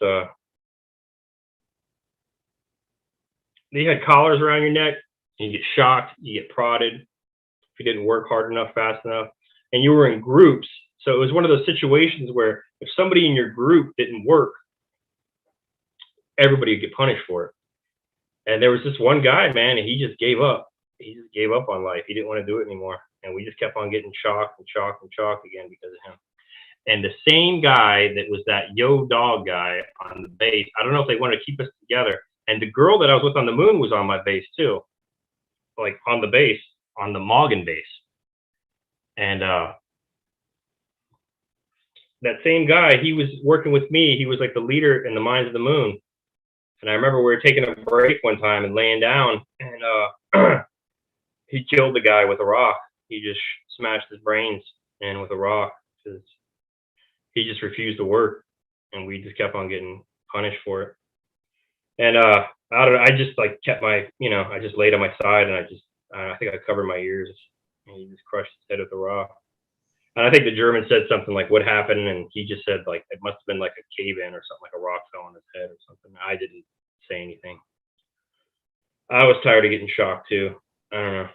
Did they try to put them in a med bed and regenerate them? No, you're not worth it. You're not worth it in the mines. They don't give a they don't give a crap. They don't even put tech in you or anything like that.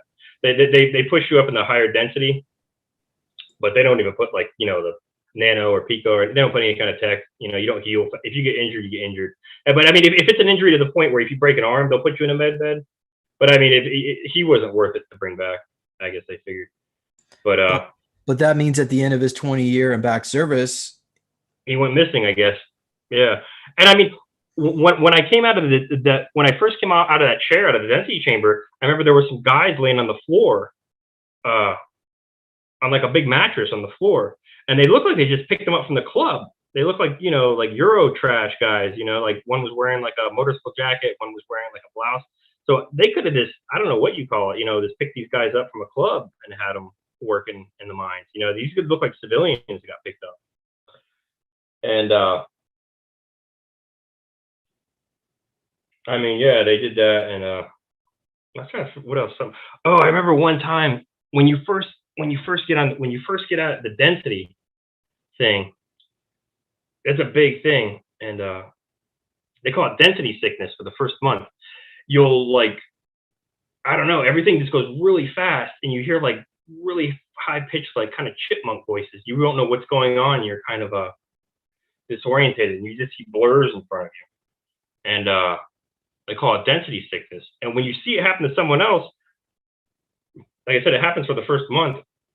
Happens almost every other day for the first week, then it gradually kind of tapers off.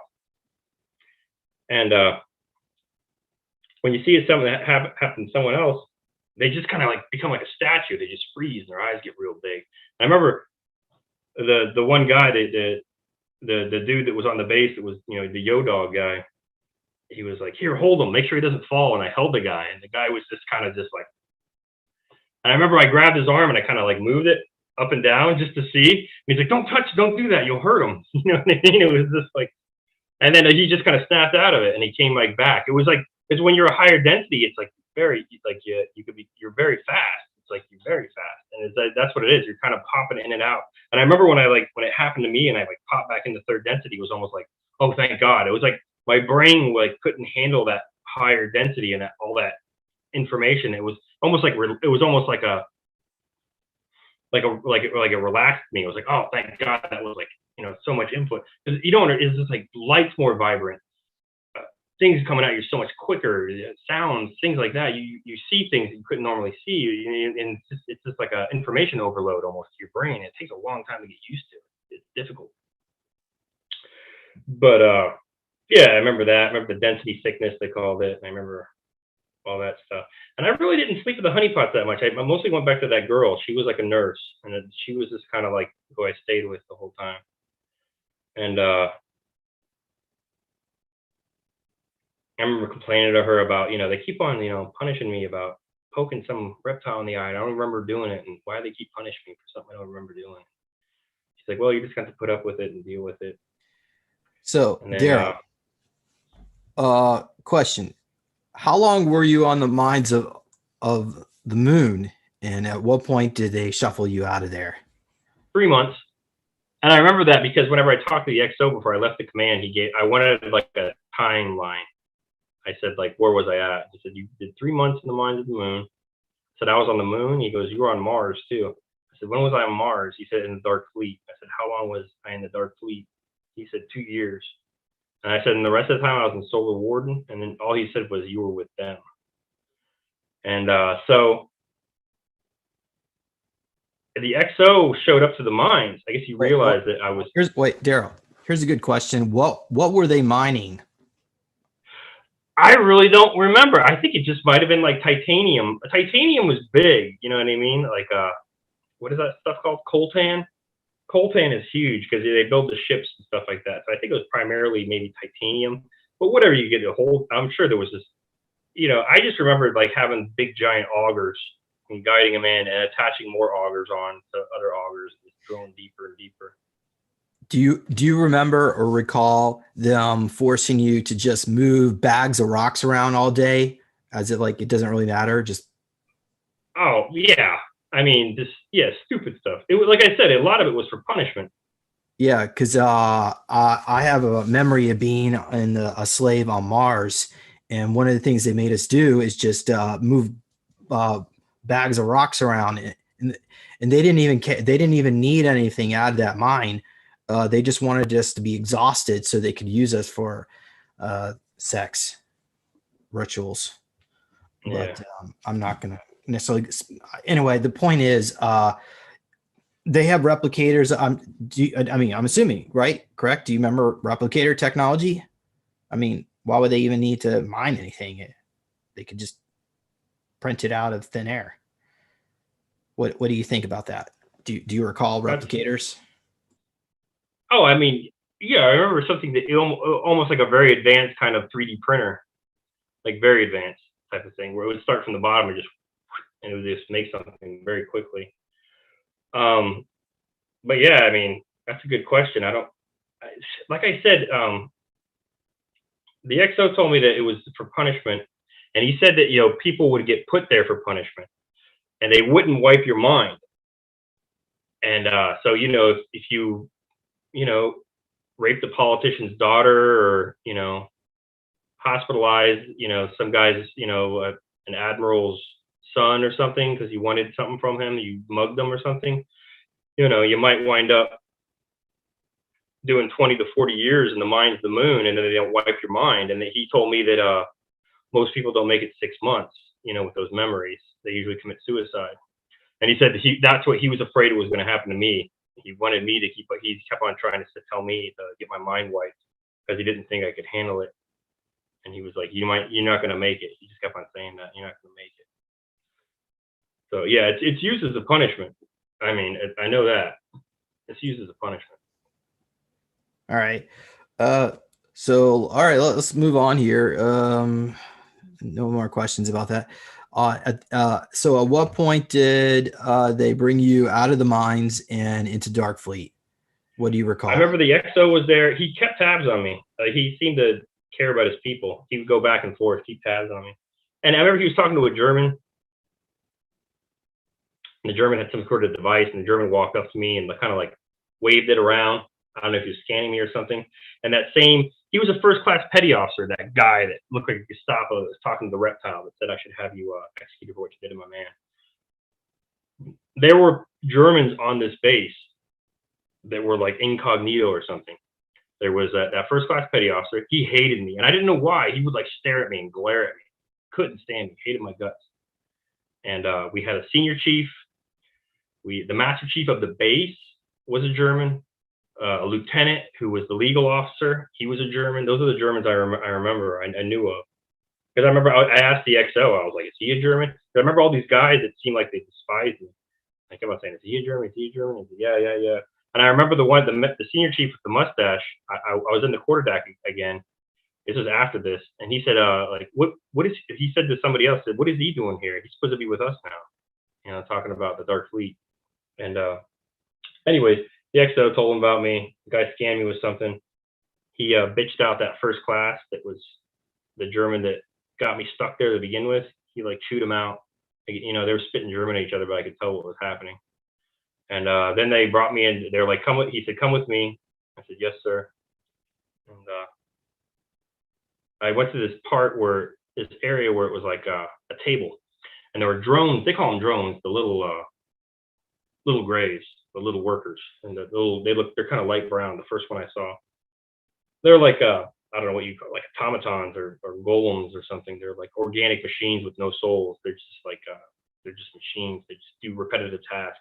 They do like preventive maintenance and stuff like that on the ships. And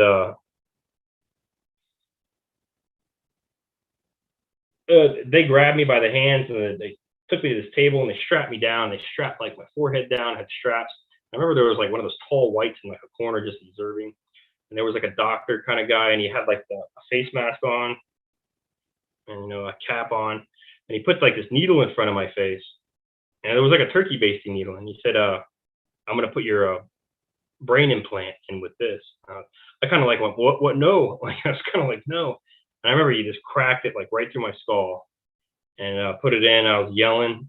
And then I remember they spun it, they kind of flipped the table over so I was facing down. I guess there was a hole in the back of the table and the table they had me on. And it felt like a spinal tap. They were putting like, I don't know if it was like tech or something into my spine. I felt a long needle go into my spine and they injected me with something in my spine.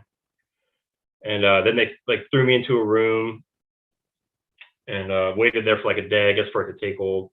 Then they like hosed me off. They gave me like a bunch of uniforms and a really big long bag, like longer than a regular like military sea bag, like a 6-foot long bag. And I threw all my stuff in there and they had me put on some clothes. And then I was on the ship, and that's how I got to the Dark Fleet. And I had a guitar waiting there for me in the room. Like they knew like all that stuff the first class was typing in, they already had like all of it there and available. So I started practicing, and I remember I was just kind of like at first I was just an apprentice for the pilot. There's a female pilot, and I was just under her command, and I was just kind of like observing as a pilot. And I remember one time I had my hand on the table, and I was looking, and the first officer came up, and he said, "You need to cut your nails." Like he kind of looked at me. He was a German officer, and I said, "Sir," I was like, I'm allowed to play guitar, classical guitar, and it means a lot to me, and I need the nails as picks." And he's like, "Well, can't you just buy picks, or can't you just have picks?" And I said, "Well, it's not as good." And he said, after work, bring your guitar to my quarters, and that was the end of that. And so after work, I brought it over. I was like right above, I don't know, Twinkle Twinkle Little Star and Ode to Joy. I was above beginner, but I wasn't quite mediocre yet. And I played some songs for him. And he said, "How long do you think until you can play in front of an audience?" And I said, "I don't know." I kind of thought about it, and I said, "I've been playing for about a month." And I said, "I don't know, probably an additional 2 months for a total of 3 months." It's kind of. He's like, "Well, you have 1 month." And he said, how often you practice? And I said, 5 or 6 days a week, an hour or 2 a day. He's like, "Well, you better start practicing 7 days a week," stuff like that. He's like, "You better start practicing every day if you want to keep those nails." He kind of put it like that. He's like, "If you want to keep those nails, you better start practicing every day." So I did, and then eventually I started playing for him. And there was a bar like on the ship, and I remember the female German sat at the bar. It was like a U-shaped bar, a horseshoe-shaped bar. The males sat like on round tables. There's like a round table, 3 round tables, 3 or 4, and there 4 chairs each. I started playing guitar for him, like entertaining him. I did that once or twice a week at the bar right on the ship. And I got to the point where I remember some of the like warrior and working caste reptiles, which I really didn't mind. I never really minded them. They weren't cruel. They were just kind of, I don't know, like a force of nature or something like that. They were kind of, I don't know, they weren't cruel. I know they probably ate people or ate things, but it would be like getting mad at like an alligator or something like that. I figured they'd, you know. Oh, before this, I forgot to tell you that story I told you beforehand.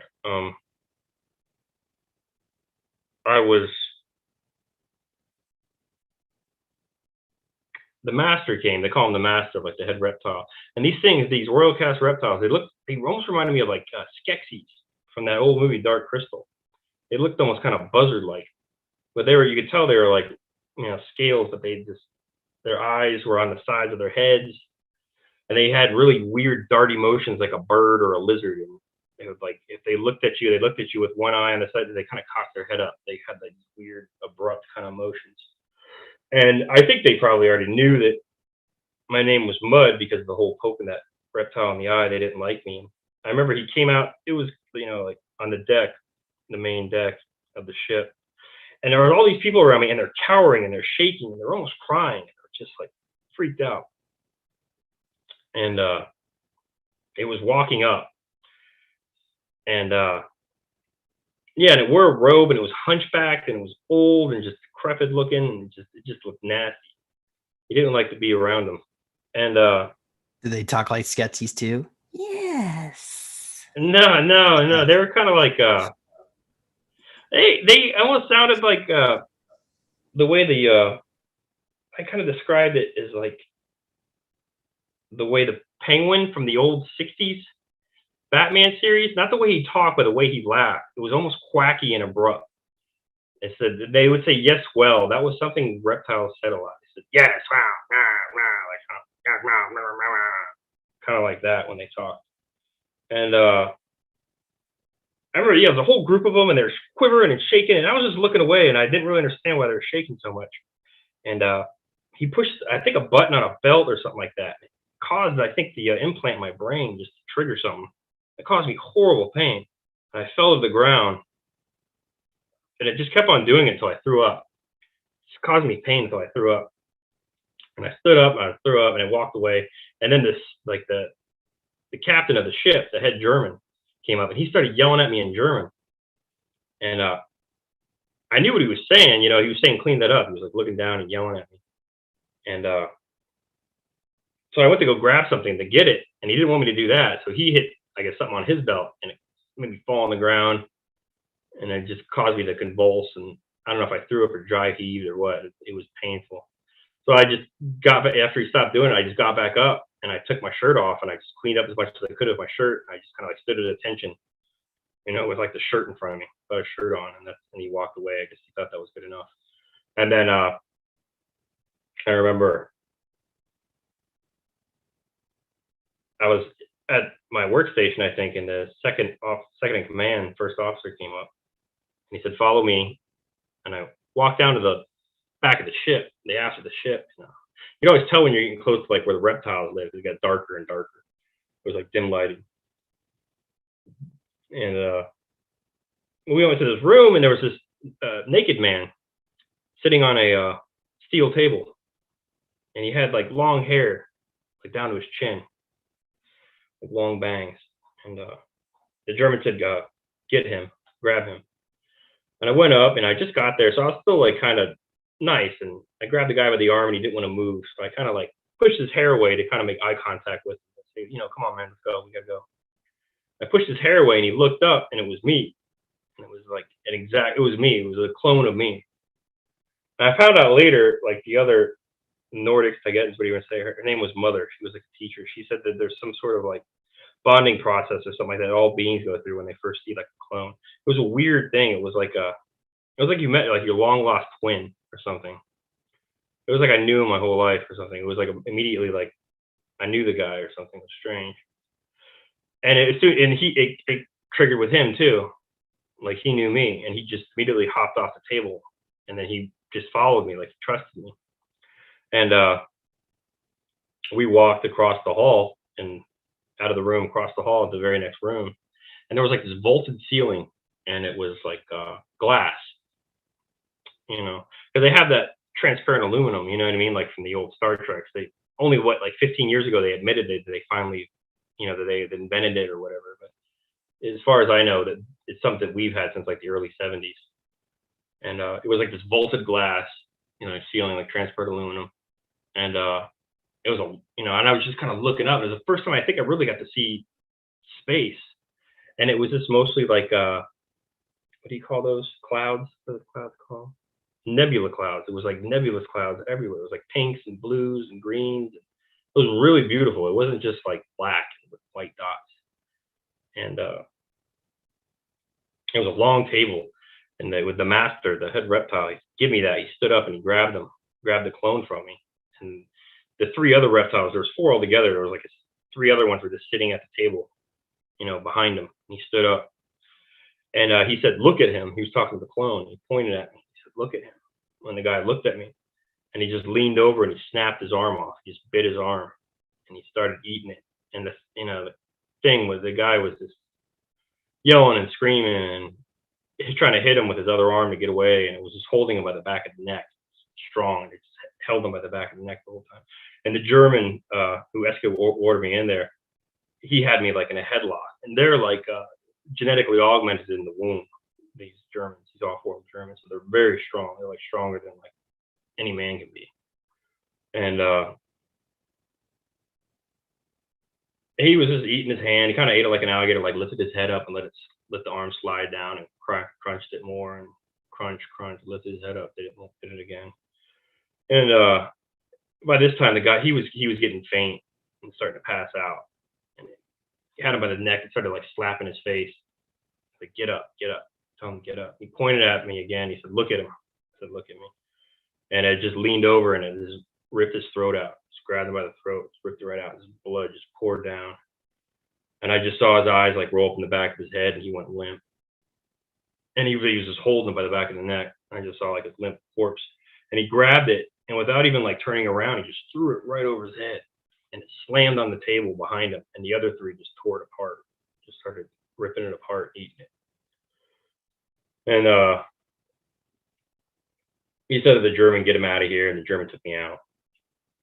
And I went back to my room. And I remember I put my hands in my head. And I just said, oh, I think I was better off in the mines. Like, I really didn't want to be here anymore. It was a bad feeling. And it was just, I guess they were showing me who was top dog, you know, like, because he ate first.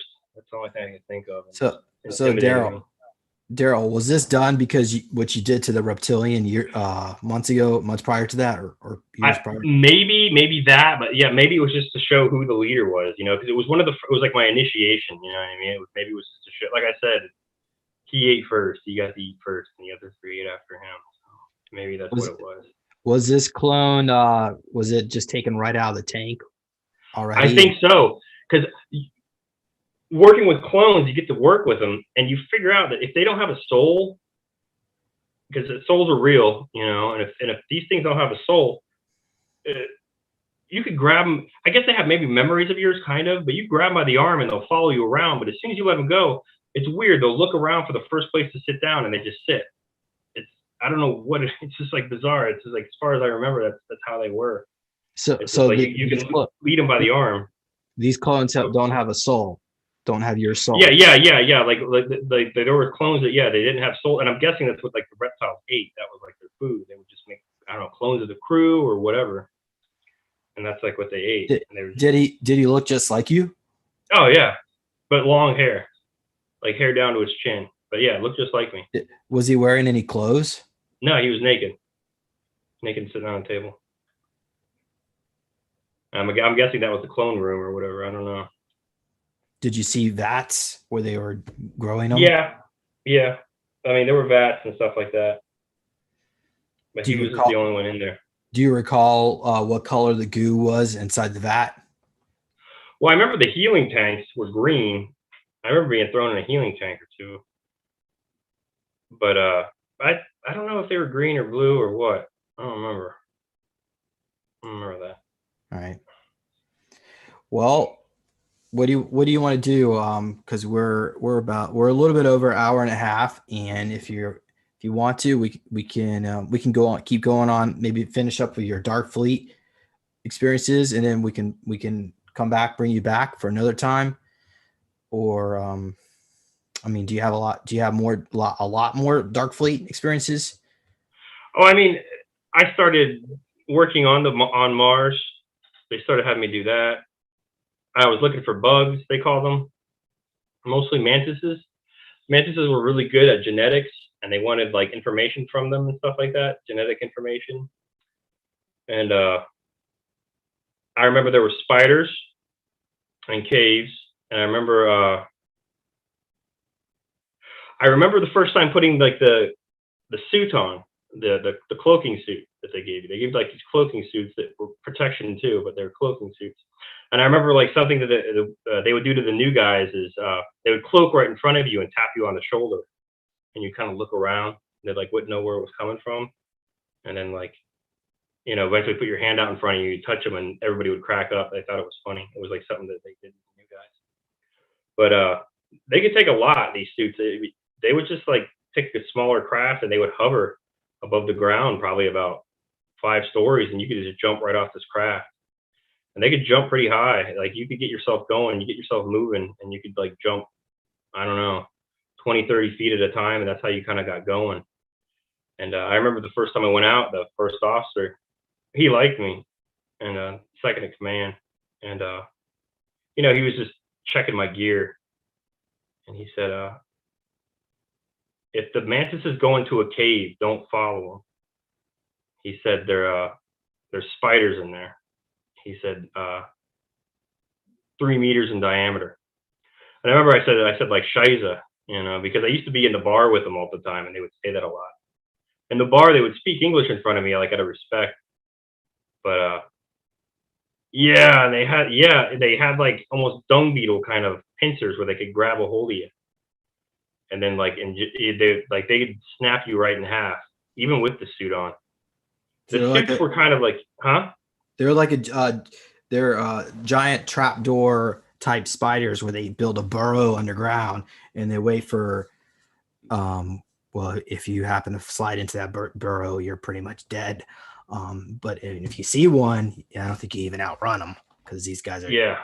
so big.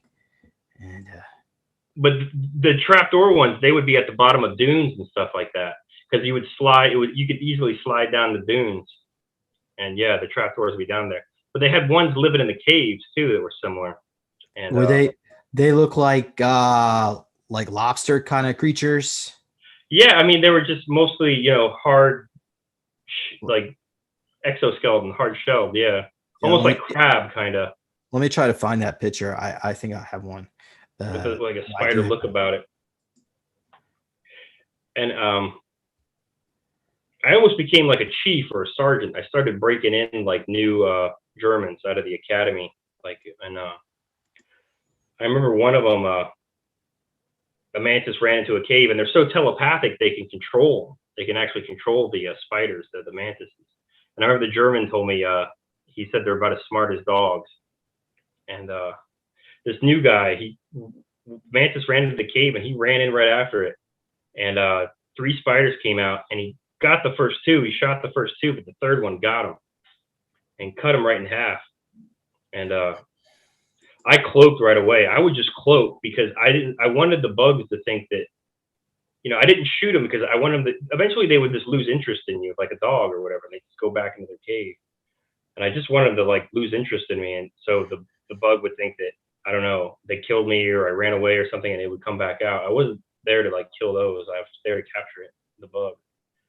And he got the first 2. Third one got him in half, and I was already cloaked. But when I saw him like fall in 2 pieces, it kind of startled me, and I hopped back a little bit, and it knew right away where I was. And they would do this thing where if you cloaked, they would charge out and they would slam on the ground, and they would wait. And they would slam like their front legs on the ground, and they would wait, almost like they were trying to bluff you into running, so they could find out where you were. They picked up your vibrations. That's why they lived in the caves and stuff too, is because there's sandstorms all the time and stuff would run in the caves. Like there was like monitor lizards and big lizards all over Mars and stuff like that. Not just iguana looking things, big monitors. But yeah, they'd slam on the ground and try to bluff you into running so they could see where you were. I would just stand still and keep my weapon on them. And I remember this one, I hopped back and it came right at me, and I just started firing it. And it sounded like a wounded rabbit. It kind of like a scream, like almost like a kid screaming and nails on a chalkboard kind of like combined together. It had like a weird screech, and I killed it. And I remember we had to take the kid's upper torso back, and the reptiles like kind of investigated him, or kind of like, I don't know. They said, "Didn't you listen to him?" Is what they said to the kid. And he's like, "Didn't he tell you not to go into the caves?" And the kid said, "Yeah." And I guess they punished him. I wasn't there for that. And I asked the kid what it was like, and he said he said he felt burning at first from the venom going in, but then he didn't feel anything. He thought he just fell backwards. He said, like on his back. He didn't even know he was cut in half. But yeah, eventually I got to a point where the reptiles wanted to see me play, like the Royal Cast. I played guitar for them sometimes. ETs were really interested in like our classical kind of arts. They liked our art, our paintings, classical music, and things like that. And I remember one time they were kind of congratulating me, and like they almost gave me kind of like a Bravo Zulu, I guess is what you call in the mirror, like a congratulations kind of thing. Yeah, yeah. I got a little bit better drawing. Hold on, let me. I'm not drawing picture. Yeah, they're little ambush predators. They'll wait Yeah. for you. There's a. Oh, okay, hold on. Let me try this again. This one here. You see that? Yep. So it had like this lobster-like appendages. Mm-hmm. So okay. All right. Go ahead. Yeah, and yeah, they were congratulating. It was like something they never did. I went to that same room where that clone got eaten. That was like their main room, and he said I was doing a good job and things like that. And he said maybe he said I'll tell them back when you go back to be easy on you. You know, as far as being punished for what I did to begin with. He's like, and like the whole time, the reason why I always took a lot of risks because they would always tell me, like in the Dark Fleet and everything else, they were like, or in the mines, you know, when you get back, they're gonna torture you to death. You know, they'll eat you alive. It'll take days. They would like always tell that to me. So I would always just I figured it'd be better just to die out in the field than be tortured to death. So I always just took like a lot of risk, and I just kind of shined for that. Like I stood out. And he said, you know, you're doing a good job, and I'll tell them to be easy on you when you get back. Then I went out of that room, and there was like a German there, a really high-ranking one. Was usually on a ship. He was like a visitor, and they took me to a separate room. Like one of the first officer said, "You need to come with me," and I went over. He said, that one German was there, and there's three on either side of him, I think, standing behind him. And he said, he's not telling the truth. He's like, when you get back after your 20 years, they're going to torture you to death, and it's going to take days. He said, we looked up your records. You have no wife or children. He said, your only living relatives are your mother and your sister. He said, we would like you to join the Dark Fleet full time. And I thought about it, and I said, you know, I'd be willing to do that, but I want something in return. He said, what do you want? And I said, well, I remember I said, I want to get some of this meat off of me. One thing I said, because you're so big. You remember that? I don't know if you remember that. You're so big, you can't even like sit down or anything like that. They juice you up. I don't know how the hell they make you that big. I was like, I want to get some of this off of me. He said, we can do that. And I said, I want something else. He said, what else do you want? And I said, permission to speak freely, sir. And he said, granted. And I said, are there horses on your world? He said, I own 2 horses. I said, that's nice. I said, I think horses are beautiful. I always wanted to own a horse. And I said, I want to be like you, sir. And he said, you want to be an officer? And I said, well, if I earn that, then yeah, but no. I said, I want to be a German. And I said, whatever you call it, citizenship, I'm not sure. I said, I want to be able to own property. I want a German wife, and I want to be able to have German children with her. Because, you know, I just didn't want to be a whatever second-class citizen. I didn't want to be a slave or whatever my whole life. I wanted some kind of pull. And I said, I may not be as strong as any of you, but I'm as smart as most of you. And he looked behind at his buddies, and he said telepathically to him, he said, not as smart as not as smart as he thinks he is. And they all kind of laughed. And I said back to him telepathically, I said, I can hear you, sir. And he just stopped, and he turned around, and he looked at me, and he said, I said out loud, I said, I can, sir. And he said, why didn't you tell anybody you could do this? And I said, well, the reptiles knew. They found out. And I said, I figured they told you. And he said, no, they didn't. And so, I mean, a couple days later, he said, yeah, it's granted. And then like we're putting it through, the paperwork through. And I was on their world, and it was very tropical. Had palm trees. There was a lot of beach front property, a lot of beaches. I remember I asked the first officer for some money. I said, can I have some money? They have money. And he said, what do you need money for? And I said, I don't, you know, want to meet a woman. I want to take her out. I want to, I want to have clothes. All I had was my uniforms. So he gave me like 500 francs, I think is what it was. And I thought it was just like $500. It was like a $5,000 loan the guy gave me. I bought like a couple fitted suits. I bought some leisure stuff. I bought a swimming suit. I bought a towel. And I remember the XO talking later on before I left the command. He said, the Germans, they're going to make you one of them. I said, really? And my mind was fuzzy at the time, but I still kind of remembered that. And he said, yeah, he said, they never done that before. He said, never did that before. He's like, not that I can remember. And I said, he said, what was it like? Because he never been to, he's like, they're really secretive about their war. He's like, what was it like? And I thought about it, and I said, it was like the 40s. That's all I said. And he said, how? I said, men wore suits and fedoras, and women wore dresses and pillbox hats.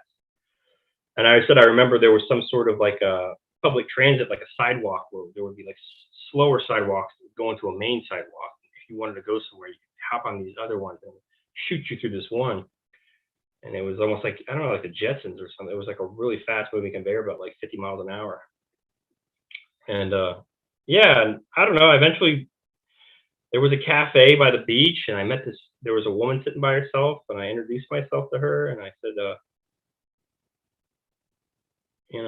I wasn't very good. You talked about German implants, but I remember I wasn't that good at German. I don't know if I didn't want the implant or what, but I was trying to talk to her, and I knew German a little bit, but it was broken. And I said, do you speak English? And she said, yes. They all speak English, because they're all kind of trained to be like, I don't know what you would want to call it. They're all trained to be like bilingual. I'm sorry? Bilingual. Well, spies. They're all spies of Earth. You know what I mean? Like this whole German thing goes way deep. Like I said, like there were lots of Germans on the base that were posing as U.S. Navy, that were posing as British Royal Air Force and things like that. So they teach them English, because English is the main language of Earth. Or English, Spanish, the two top languages. Yeah, well, I mean, you know what I mean. It was, what do you call it? The universal language of Earth, I guess, would be English. But and they're already German, so the American accent is like the German accent. Well, you hear a German person speaking English, they sound more like an American than an Englishman. But yeah, she said she spoke and ordered some food, and I don't know. I just got to know her, and the first officer invited us over to his house, and we had dinner. I met his two sons, and then I asked her to marry me that night. She said yes, and they're very old-fashioned. It took her like 3 days just to hold my hand. I was only there for like 5 days. It was quick. It was fast, because it was just like, I told her, I said, she says, why don't you speak German at the very beginning? I said, I'm a conscript. I'm a conscription in Dark Fleet, and I'm working on my German citizenship. And then like right after that, like I had her hooked. She was just like, should they do that? And I said, I think I'm the first one. And right away, she liked me. And yeah, and I asked her to marry me. She said yes. And then we had to deploy again, I guess, for like 3 or 4 months. And I guess this is what's leading up to the end of the Dark Fleet. If you want to end the story right here. You want me to start off? You want me to talk about the very last part before I met the Nordics? Sure. I mean, I kind of had some other questions. Like, oh, go ahead. Shoot. Did they like scan you and Looking Glass to find the perfect mate? So say, well, this person is the best opportunity, and here she is. No, I even asked the one officer, the one who wanted me to join the Dark Fleet full time. I even said, do you have arranged marriages, or do you just find women? And he's like, we just find women. I said, I can do that. That was, yeah, I remember even having that conversation. I wanted to know if they had arranged or if you just found somebody. Were the Germans on that planet aware of all the hypocrisy, all the slavery that's taken place under the name of their empire building? And do they feel anything about that? I remember having dinner with them when I had dinner at the first officer's house, and they kind of let their guard down, and they said how much they hated the reptiles. Like, and at the first I thought it was like a test, and I was just like, I didn't know what to do. I kind of just said, I just kept quiet. And he said, it's okay. He's like, we don't like them either. And I said, of course I don't like. I said, of course I don't like them. I hate them. I felt like they hated themselves, and it's like the vibe you get off of them. They hate everything, including themselves, like the royal cast. Like they just hate. It's like their only emotion. It's difficult to explain. They just don't like each other even, but they put up with each other because they know they'll be punished if they don't follow their orders. But yeah, I remember just having dinner with them and talking openly with them about, like, his wife said that she hated him and he hated him and they always hated him.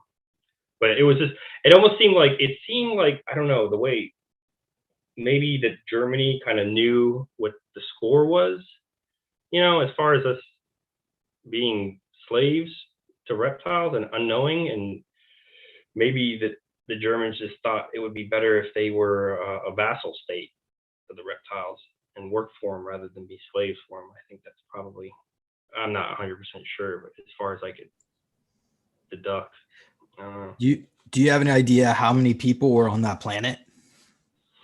No, I mean, it looked like a European city. It was just wrought iron and brick. It wasn't like too advanced, things like that. It wasn't. There were markets and things like that. There were constables, police. I remember I told you the story about the cops, about the police. They asked me why I didn't speak fluent German. I was trying to talk to somebody at one of the stands. I pulled out the papers that they gave me. They had like 2 different papers, and they were even notarized with like a seal. I remember the Germans said, but yeah, how can I believe this? Because like I said, they don't have visitors on their world.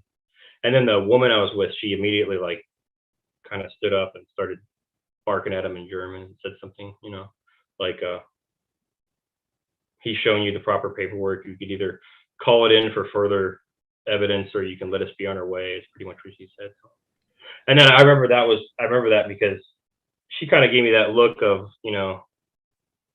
are you going to be able to handle this yourself, or am I going to have to help you out your whole life, type of thing. She was giving me the test, the female test.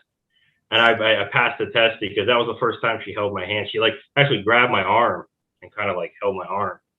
And I was like, oh, wow, it felt great. Like after they walked away. And that was the first time she held my hand. It took like 3 days just to get her to hold my hand. Like I said, they're very old fashioned still. Were the cops just like typical Nazi SS? No, it was, I don't know. It wasn't a bobby, but it was like kind of like that old fashioned like helmet, like that old German kind of, they look like an old school kind of German constable. You know what I mean? They look like German kind of constable. They really did. They weren't ready. And I remember I was even stirring them every time. I kept on stirring him, and he said, and I told him, I'm a conscript in the Dark Fleet working on my German citizenship. And he said, well, I'm not an officer in the Dark Fleet, so you can stop stirring me after every sentence. I remember him saying that. All right. So you were there for about 5 days. Mm-hmm. And why don't we just wrap up the story? We'll call it a night. But so how come they didn't let you get to live happily ever after? We went to like some sort of like a space station. It seemed like it was almost like a United Nations kind of thing. It seemed like of ETs. It was like rectangular, and 2 sides were like glass of the rectangle, and the ceiling was glass, and either wall behind you was just, I don't know, 5 or 6 stories high of just different offices. But I think trade went on there. Trade is really big with ETs, lots of trade, and I only saw like reptiles and grays is really all I saw, and I didn't know there was so much stuff. Pretty much everything you see like on the walls of an Egyptian pyramid is real. I found that out then. Like I saw like dog people, I saw cat humanoids, cat dog humanoids. I saw like, they call them Andromedans, the blue ones with the big blue heads, and like they have like black eyes, and their pupils look like almost like blue swirling galaxies kind of like thing. And I remember they always have like a pleasant smile on their face, kind of smiled at me. And there were most of the stuff was small. It was only like 1.5 feet tall, very small little things. And there was like an unsaid kind of rule where the larger beings, they walk very slow and kind of just slowly. So the other smaller things kind of weaved around them very quickly. And I remember the first officer said, we're meeting like, our enemies, like the ones that we're fighting and things like that. And he's like, nothing's going to happen, but just in case, just be ready to protect the master, he said. And I said, yes, sir. And it was two Nordics, came up. It was a male and a female. And that's usually how they did things, like the ETs, like when it came to meetings. Didn't necessarily mean they were together, but there was always kind of like that balance of male and female when it came to like negotiations. I don't think really the reptile did it that much, but most others did. And the female came up first and talked to the master. And she was kind of like, they were talking telepathically. And it was almost like they were talking about a piece of luggage or something like that, like a piece of merchandise or something like that. And she was kind of being nice. And she said, the luggage rightfully belongs to us. And you took the luggage without, she was basically saying, you broke the rules. You knew you shouldn't have done this. This is what the luggage rightfully belongs to us, and you need to give us the luggage back. And the master, the reptile, he said something like, well, we've invested so much time and energy, training into the luggage that you surely realize that the luggage now belongs to us. Then the male came forward with a smart glass pad and kind of showed it out, very like authority.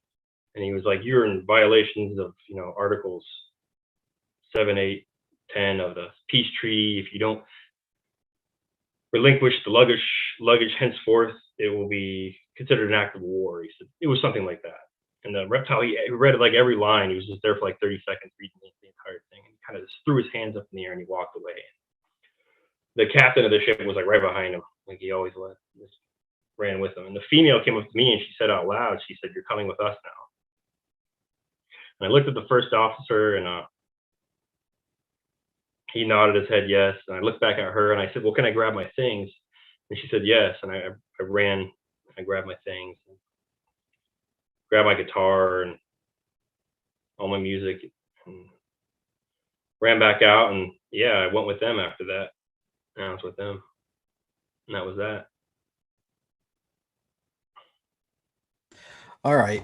Well, let's call it a night. There's a lot of really interesting conversations here in the chat. I want to thank everybody there for your contributions. Thank you, Daryl, as well, for coming on here and sharing with us, because I know you've been through a lot. And I mean, there's so many more questions I have. Like, for instance, I'd like to know, was there a point where, because they erased your memories, like what point did you start remembering? And then you also had interactions with the looking glass technology, and we would like to know, the audience would like to know, like some of the stuff that you project seeing that was told to you that would happen in the future, not right now though. And also has more, and you also have a whole nother one of your career life tracks here that we haven't even gone into, and that's when you were in Solar Warden as the commander and pilot. So yeah, we've got a lot more to discuss, but I think we're going to just save it for another time. And yeah, oh, and I also have a bunch of regression notes from a session that we did about a week ago. So as far as bringing you on back again, maybe I'm thinking timeline, maybe 2 to 3 weeks from now, because we're going to give you we'll let you get you rested up, and then we can maybe discuss about the next show. And audience members, I suppose if you have any questions, you can put it in the chat. I mean, I'm sorry, in the comments section. You can also be sure to subscribe to this channel. And I think Daryl will talk about, because he doesn't have a means set up to do a like an email address capture for public interaction here, but we'll work on trying to get that fixed. And then also be sure to visit supersoldiertalk.com. I've got some information on there, some different from different regression work I've done, like this, what Mars used to look like when it was tropical, some flowers, and some different life on Jupiter before they screwed that planet up. Yeah. So anyway, I think I pretty much covered everything. Oh yeah. Also be sure to support the work I do. You can go visit Neological Tech. I got a copy of my book. I do talk a lot about this, and I think I'm gonna have to start writing a second book pretty soon because I'm about 350 pages into it, so I can't. And then yeah, so neologicaltech.com, check that out. And any other final comments, Daryl, you want to add to all this? No, I mean, yeah, I think it went well. Yeah. All right. Well, thank you very much. Thank you, Daryl. Thank you for being willing to come here, being brave to share. I don't know. We haven't even discussed that if they threatened you all, because usually the more you remember, the more you become a target. But I'm glad you came forward here, because now is the time, because, they talk about national security issues, that they want to protect national security by keeping this quiet. But I think it's hurting national security by keeping it quiet, because we've got a breakaway civilization that has basically wants to enslave humanity.